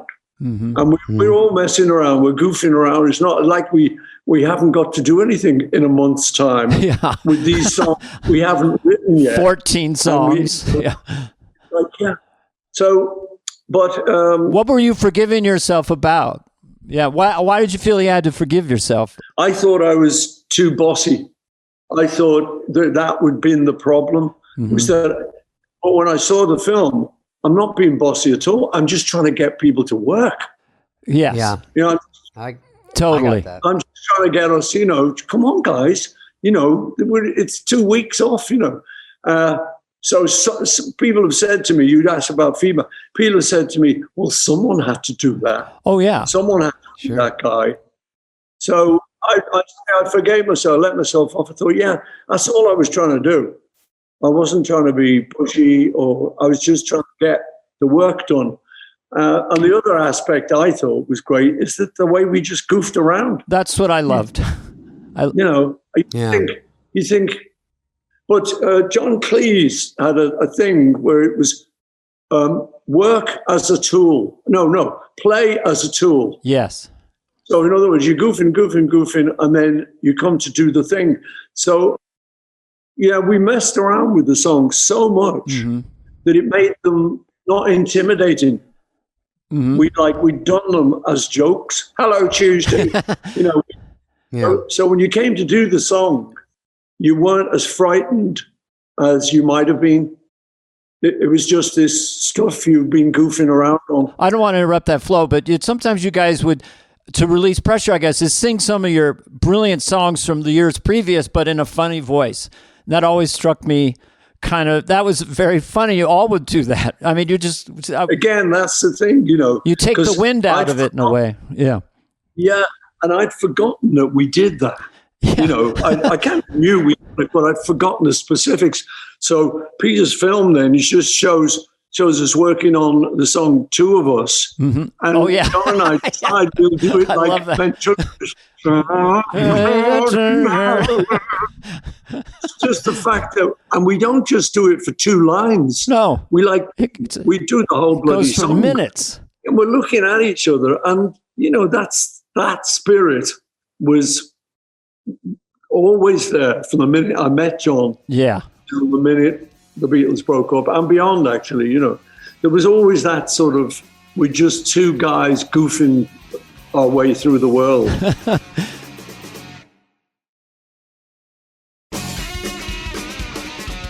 I think sense of humor connects young cliques and friendships more than anything, because that sensibility of what is funny and how are things funny, and you guys had it together. You could see all 4 of you kind of knew when it was getting good. But I totally relate to when I'm working on something of wanting to get away from it, because you're sort of problem solving and it gives you a headache. I've got a feeling. And then you go away, go incredibly goofy, and then come back. It was really fun to watch. I'm so glad that is in this documentary. No, I must say I was so pleased with it, because all the things we mentioned, the way the picture was beautiful. It looked like it could have been shot a week before, except it has this beautiful color. Gorgeous. These colors, the color grading is beautiful. The sound is amazing. Yeah. All the things that Peter's team did were so great. And then I say, the way I was able to let myself off the hook and just think.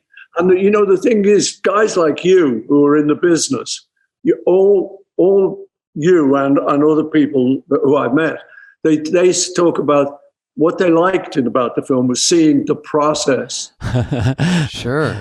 It's riveting. We would call the process. The process. But, Well, we were glad to know that there was the work ethic.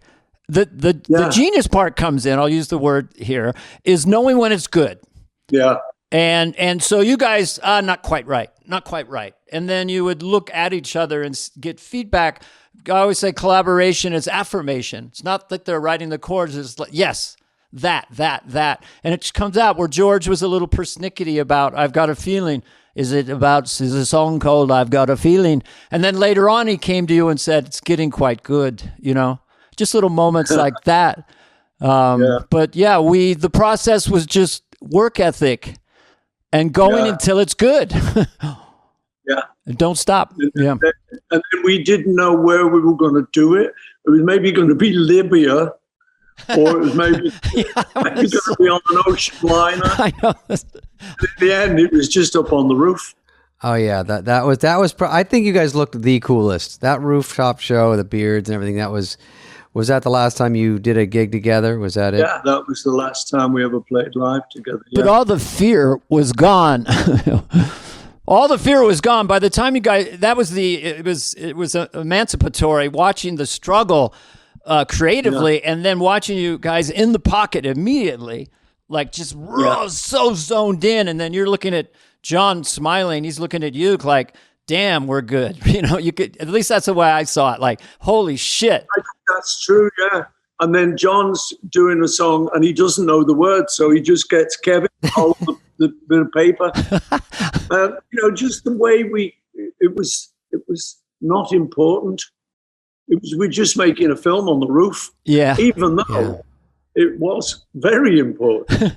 Yes. And it's a big film, but being able to treat it like, this doesn't matter, was a secret with the Beatles. The people that are like me and newer that every year goes by, there's just certain clips you will see of you guys, and they're the ones from TV. And so to get such a huge chunk of your life, it's not just a photograph.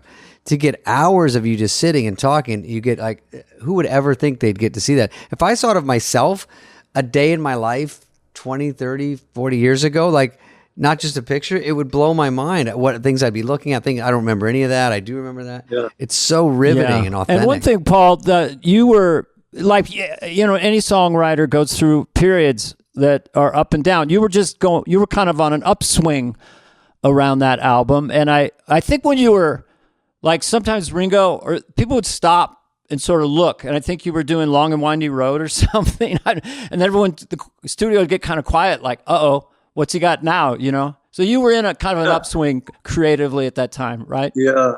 And it was funny because if you're on a creative upswing, the awkward thing is, like I was saying, I didn't want to seem like I was bossy. The awkward thing is you don't want to be the guy with the good songs.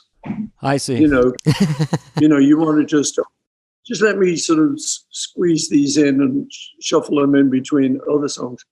It wasn't totally true, of course, because George was coming up with something, and there was all sorts. Well, of Abbey Road stuff. was being hatched out there, and then you went in the studio a month later, and then you get this work of art, Abbey Road, where everyone came together one last time in such a brilliant way. So that's arguably right up there with any of your albums with your lads. Well, again, the nice thing about it is that John could tell I was coming up with like sort of, Let It Be and stuff like that. Yeah, we could tell. Yeah. A friendly competition, yes. I had to sing it a bit po-faced. I couldn't go, let it be, let it be. When I find myself, I had to be like, this is serious. Good old John, he says, and now, hark the herald angels sing. He has to take, right before the take. Yeah, he's got taking the piss out of you. Yeah. And then I've got a straight face. I've got to try and do this song, selling this lovely feeling. With someone making faces. And well, do you underplay it when you play it just because it's not like showing off? You're like, that's an interesting concept. Yeah. I've never come into the studio, well, mind you, none of us ever have, and said, I got this great song. Just come in, we play it and stuff. And, that was the great thing about John. He often did that. He'd try and take the mickey. Just because right before you. Well, they were brilliant songs, and but you asked him in the documentary. You said, "Have you got anything?" You were asking for more ammunition. Yeah. Like I got these, but have you got anything? And he goes, "I got a real, something. It's going to be a basha." Kind of a non-answer, really. But he, when you guys did "If I Fell" 2-part harmony, and you sang into each other's faces, and it's such a love song. You guys couldn't keep us. It must take a long time to you look at, right? If I fell in love with you, and you're looking at each other. How did you get through that? The song is wonderful, but how did you guys get through that take? I don't know. I don't know. Some of the time you didn't get through it, but then it's like you've got to straighten up at some point just to make the record. But now that I think the humor, like you said before, the humor from the word go, yes, of meeting John, that was what we loved about each other. And again, you couldn't say you loved each other, no, because you're Liverpool guys and you're trying to be hard and you're trying to be tough. All right, man, yeah, it's okay, yeah, it's not bad. So you never really praised each other at all, right? But you did it with humor. Yeah, and that was the Beatles. You just goofed and sort of said, "Yeah, it's all right." That's what John Lennon had said about Pete Best. To your point, he said, "Why?" He goes, "He wasn't a Beatle," and the Beatles are humor. Ringo is really funny, and George, and all you guys were so funny together. One thing I want to ask you about, which I find interesting, like if John writes a song, and then he shows it to you, and you're going to play bass, and you're going to write some really cool bass, and Did he ever just sort of go, hey, thanks for the bass part? Because even in She's So Heavy, some of the stuff you're doing on Abbey Road, because after these remasters, we finally got to hear your bass and Ringo's drums. You know, that's why the Beatles are still evolving as an idea, because everything is. But your bass playing on some of his songs, I mean, he must have really loved the riffs you were coming up with for Dear Prudence or Come Together. Maybe you did that little first part. I don't know which ones you did. Yeah, I think so. You know, the thing was when we wrote them, like you say, he'd come to me or I'd go to him. That was 2 acoustic guitars. Mm-hmm. So there was no question of bass. Bass came later. That was like an afterthought. So that, and Come Together, that was a special circumstance because he came in and he basically brought in a Chuck Berry song. Chuck Berry did a song called You Can't Catch Me. Okay. Which starts off, you come all flat up, here you go. It's the exact opening line. Yeah. So John brings in, I remember we're in Abbey Road Studio number 2, and John comes in there, he says, yo, listen to this one, I've got this, boom, chicka, boom, chicka, boom, chicka, boom. You come all flat up. And I'm going, John, stop. That's You Can't Catch Me by Chuck Berry. He go, yeah, I know, but it's good though, isn't it? You know? And I said, well, no, we got to do something with it. So that was a case where we had to get it out of that Chuck Berry tempo. And, you know, you couldn't change that opening line. It's just such a good opening line. And John had to pay Chuck Berry for using that later. Okay. He come on flat top. He got early groovy sampling. like slowly. Yeah. So you wrote that bass, that that was the opening. You wrote that bass line. That was on the session. He comes in, chicka boom, chicka boom, chicka. No, got to. How about we slow down and we go boom, boom, boom, boom. You know, we got to do that. And then bingo, and suddenly we had this swampy groove.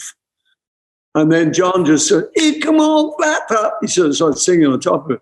And it just all came it's one of the best. Okay, it's one of the best openings of a song, and also him going. Yeah, that is. You know, he goes shoot. I mean, that is just when you guys record that shit and you hear it back in the room, or you go into the engineering room and and you hear it back and you know it's so right. What a high that must be. It was, man. Yeah. I must say. What about writing it? I mean, the words are so crazy.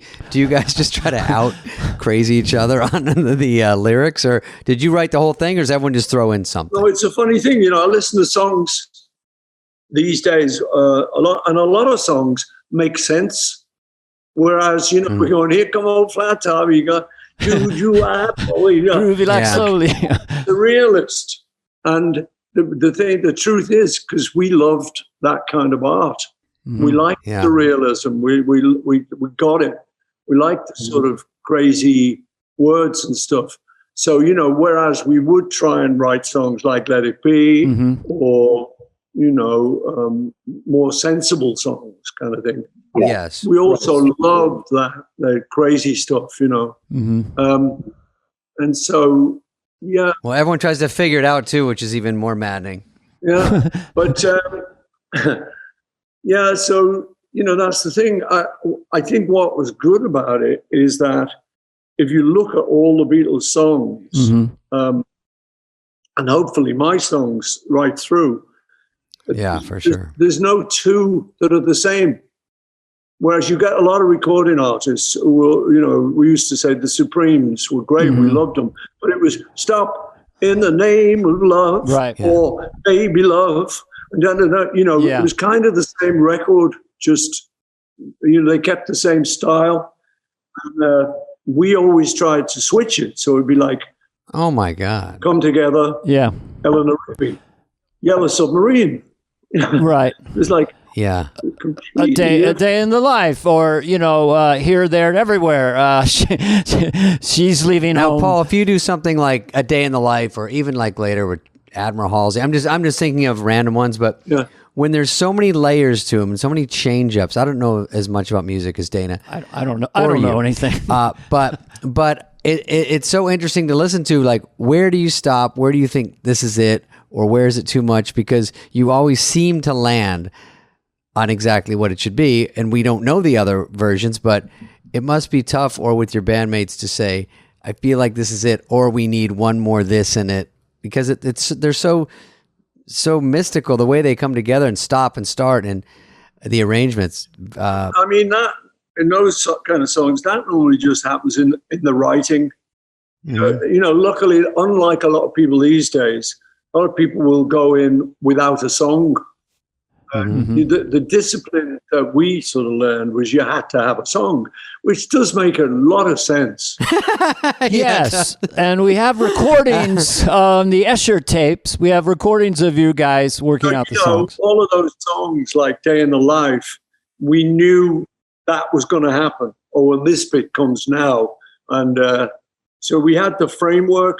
And then with me, like Live and Let Die, I knew that was going to be framework. Or Uncle Albert, we were talking about. Yeah. You knew that framework, and then you went in and gussied it up, kind of thing, I put Live It Let Die I mean, up. Sorry. Solid gussying. I put that up with Goldfinger. I think that is it. Oh, Live and Let Die It is goes unreal. so avant-garde with the like keyboards in the middle. Dun dun dun dun dun dun dun dun. It's a And in concert, big song. you got the lights going, explosions. And we got all the explosions and that. Yeah, The it's guy- great. The guy who does our explosions, our pyrotechnic guy, is called Shaky. Perfect. Good old Oh, Shaky. you're not gonna feel any heat. I promise you. Is Day in the Life, was that sort of, it's hard to pick a number one. Was that voted as the best one, the favorite for the fans? It's pretty damn good. I mean, what happened was John came to my house in London, and I've got like a music room up on the top floor. So he came up there and we sitting around, and it was his song essentially. And he starts doing this, I read the news today, oh boy. And so we're working into that. And then after that, we're going to go to a second verse and then all that. And then we get to the bit, I'd love to turn.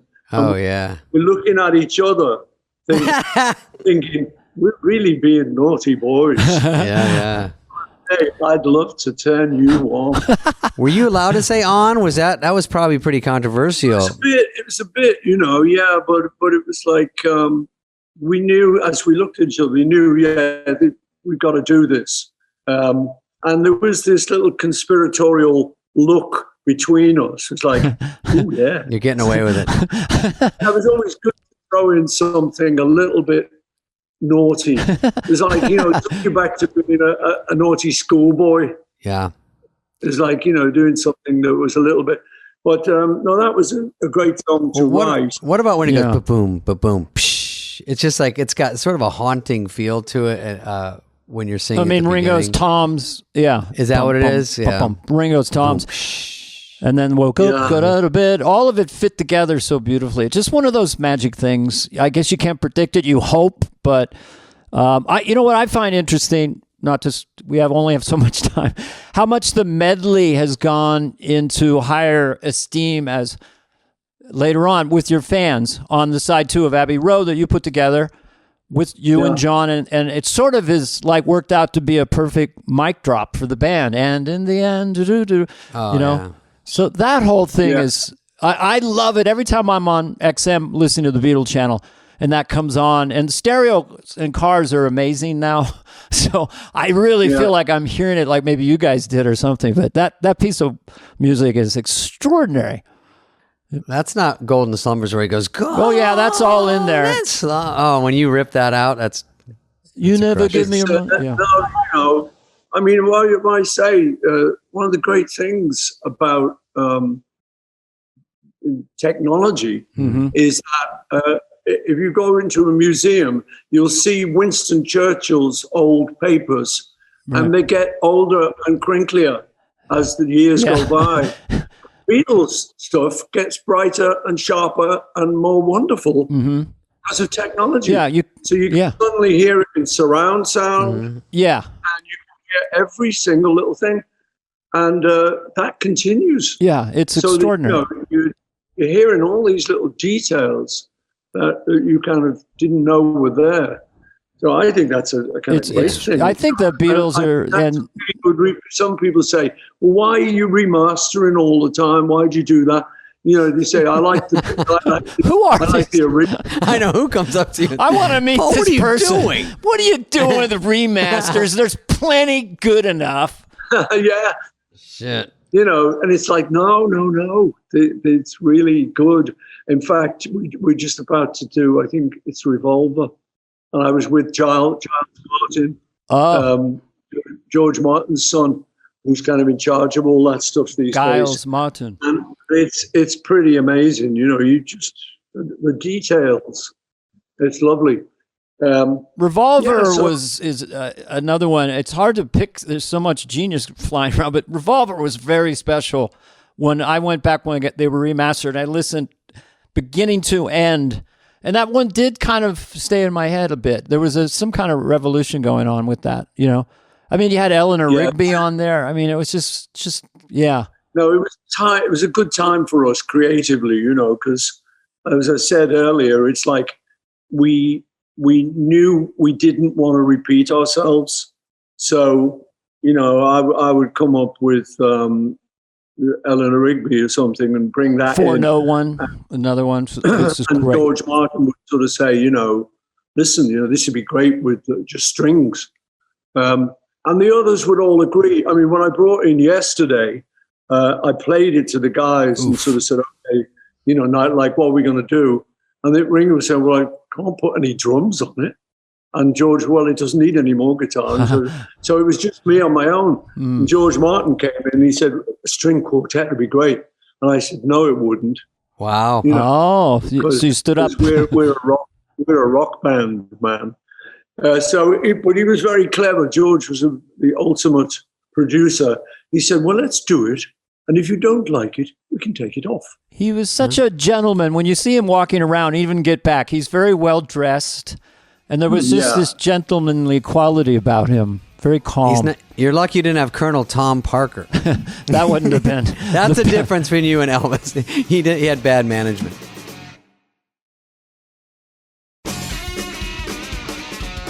I don't know how much time we have, but I just wanted to talk a little bit about some of your recent stuff.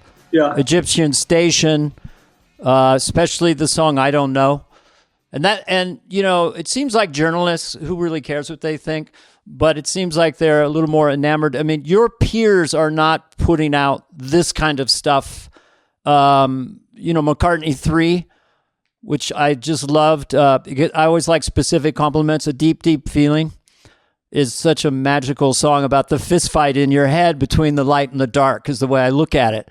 You know, and also All the Pretty Boys is so sweet. But anyway, you've just been so, you're just going at it.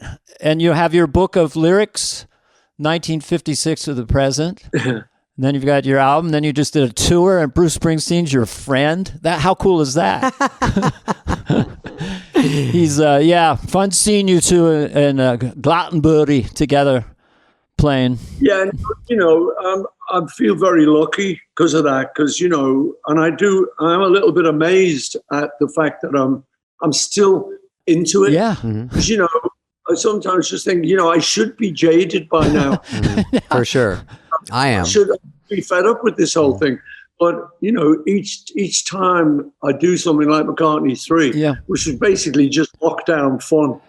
You know, that was something to do. Lockdown Fun. That should be the name of the album, or the subtitle, Lockdown Fun. Yeah. But, you know, like Deep Deep Feeling was very indulgent because it wasn't going to be an album. Yeah. Yeah. This is just me playing around in the studio. But, I love what I do. I feel very lucky to be a songwriter. You know, it hits me occasionally. I go, shit, I've ended up as a musician. I've ended up like as a songwriter. I never intended that. You know, I was supposed to be an English teacher. Well, you're teaching us all how to keep going. You know, there is no reason to stop. And these songs you've come up with recently, I mean, Queenie Eye from the new album, I mean, you know, I think you're in another kind of upswing creatively these last few years. And so it's remarkable and amazing. And we love you because we can say that now because it's 2022, because your music tells us who you are, and you're sentimental, and you're sweet, but you also, deal with everything we all deal with, And so it's been... Well, I'm glad I came on the show because, I'm getting loads of adulation, and you can adule anytime. Paul, every question we do sounds like the Chris Farley show.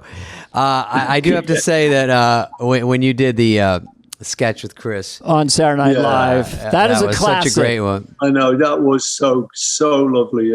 Yeah, and everyone was in a jealous rage quietly watching that he got to hang out with you, and it was one of the highlights of his life. He said right after, and it was so good. I like when he said, "And in the end, the love you take," and he said, "Is that true?" Is that true? And you go, yeah, I like that. Like the thing you played that so well, by the way, in the sketch, because I rewatched it the other day, and I was like, look at Paul plays this perfectly, because it's hard. You could screw that side up too, but you did great. There's a couple of things that was like my favorite SNL thing, and then I did a thing with Martin Short. Yes, I watched that last night where you're playing the triangle. I really love that, And Martin Short was trying to break you. I mean, he was so committed, screaming at you that you can't sing, screaming at Paul McCartney, quote unquote. Hilarious. It's hilarious. And then that was such a cool transition, and the thing opens, and then you go and play Christmas Time. Yeah. That was so. Will you be at SNL on the 50th? I guess, have you picked out what you're going to wear? That's in 3 years' time. I'm going to wear Beatle boots. You know what? If you are, I'm going to wear some too. I'm going to wear some too. I want to be 5'10" and a half. I'll take 5'9" and a half. Whatever. Just we want to be 2.5 up. But anyway, whatever Paul. This has been such a pleasure. I really enjoyed it. Yeah, Paul, thank you. Every time I see your show, you give 1,000% for people to go see it. It's such a great, everyone, they know all the songs, sing along, and it's such a blast. Look forward to seeing you again, buddy. Yeah. Yeah, okay, man. Thanks a lot. All right. Thank you, boys. All right. I love you. We could say it now. I love you too. Bye-bye. Bye. Hey, what's up, flies? What's up, fleas? What's up, people that listen? We want to hear from you and your dumb questions. Questions, ask us anything. Anything you want. You can email us at flyonthewall@cadence13.com. All right, Dana, we got a little AMA. Ask us anything. Let's do it. AMA, which means AUA. Master. Ask us anything. Ask us anything. Wouldn't that be ask? It's usually ask US, me. it should be AUA. Yeah, ask us anything. What's the M for? It was ask me anything. That's the term. Ask me anything? But it's us. I don't trust this. Jose Sanchez Fournier. I knew a kid named Fournier. Jose Sanchez. From Puerto Rico. So Sanchez is his middle name? I don't know. His last name is Fournier? Shit, that should be the question. Fournier. The question is, love the podcast. I like they start with that. Smart. Thank you, Jose. You're both great interviewers. We found out that was a lie. This is good. The lie detector.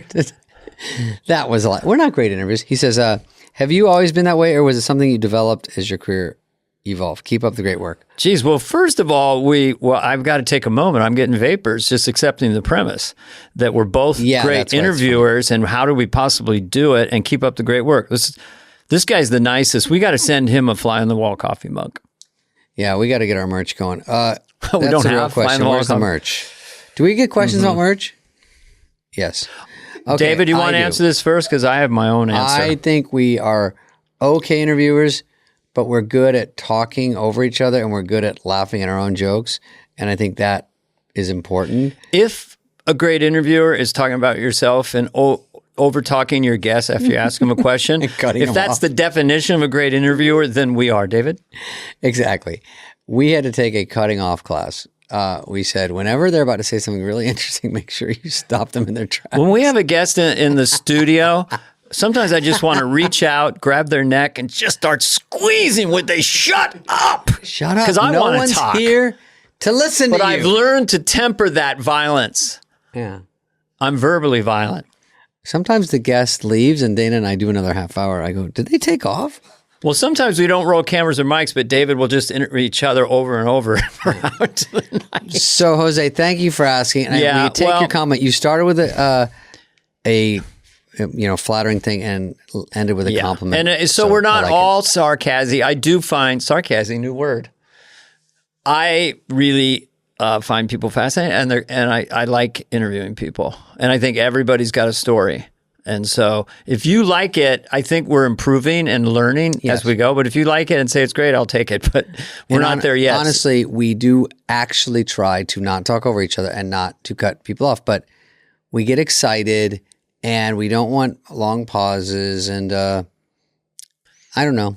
Well, podcasting is about authenticity. And so we authentically overlap each other and talk over them and interrupt them. So we're just being very podcasty. But I noticed, David, just a personal observation, that your research level has kind of It has gone up. Yeah, you got a lot of questions. So we're both learning. We've only done 365 of these. No, how many have we done? Probably 50. But I would just say we're a work in progress. Thanks for the good cheer, Jose, and we'll try to get better. And we already took our class on how to answer questions longer, so we're really doing well there. Thank you, Jose. We'll see you on the cast. Ask another question someday, Jose. Oh, boy. Oh, boy. Oh, boy. Oh, boy.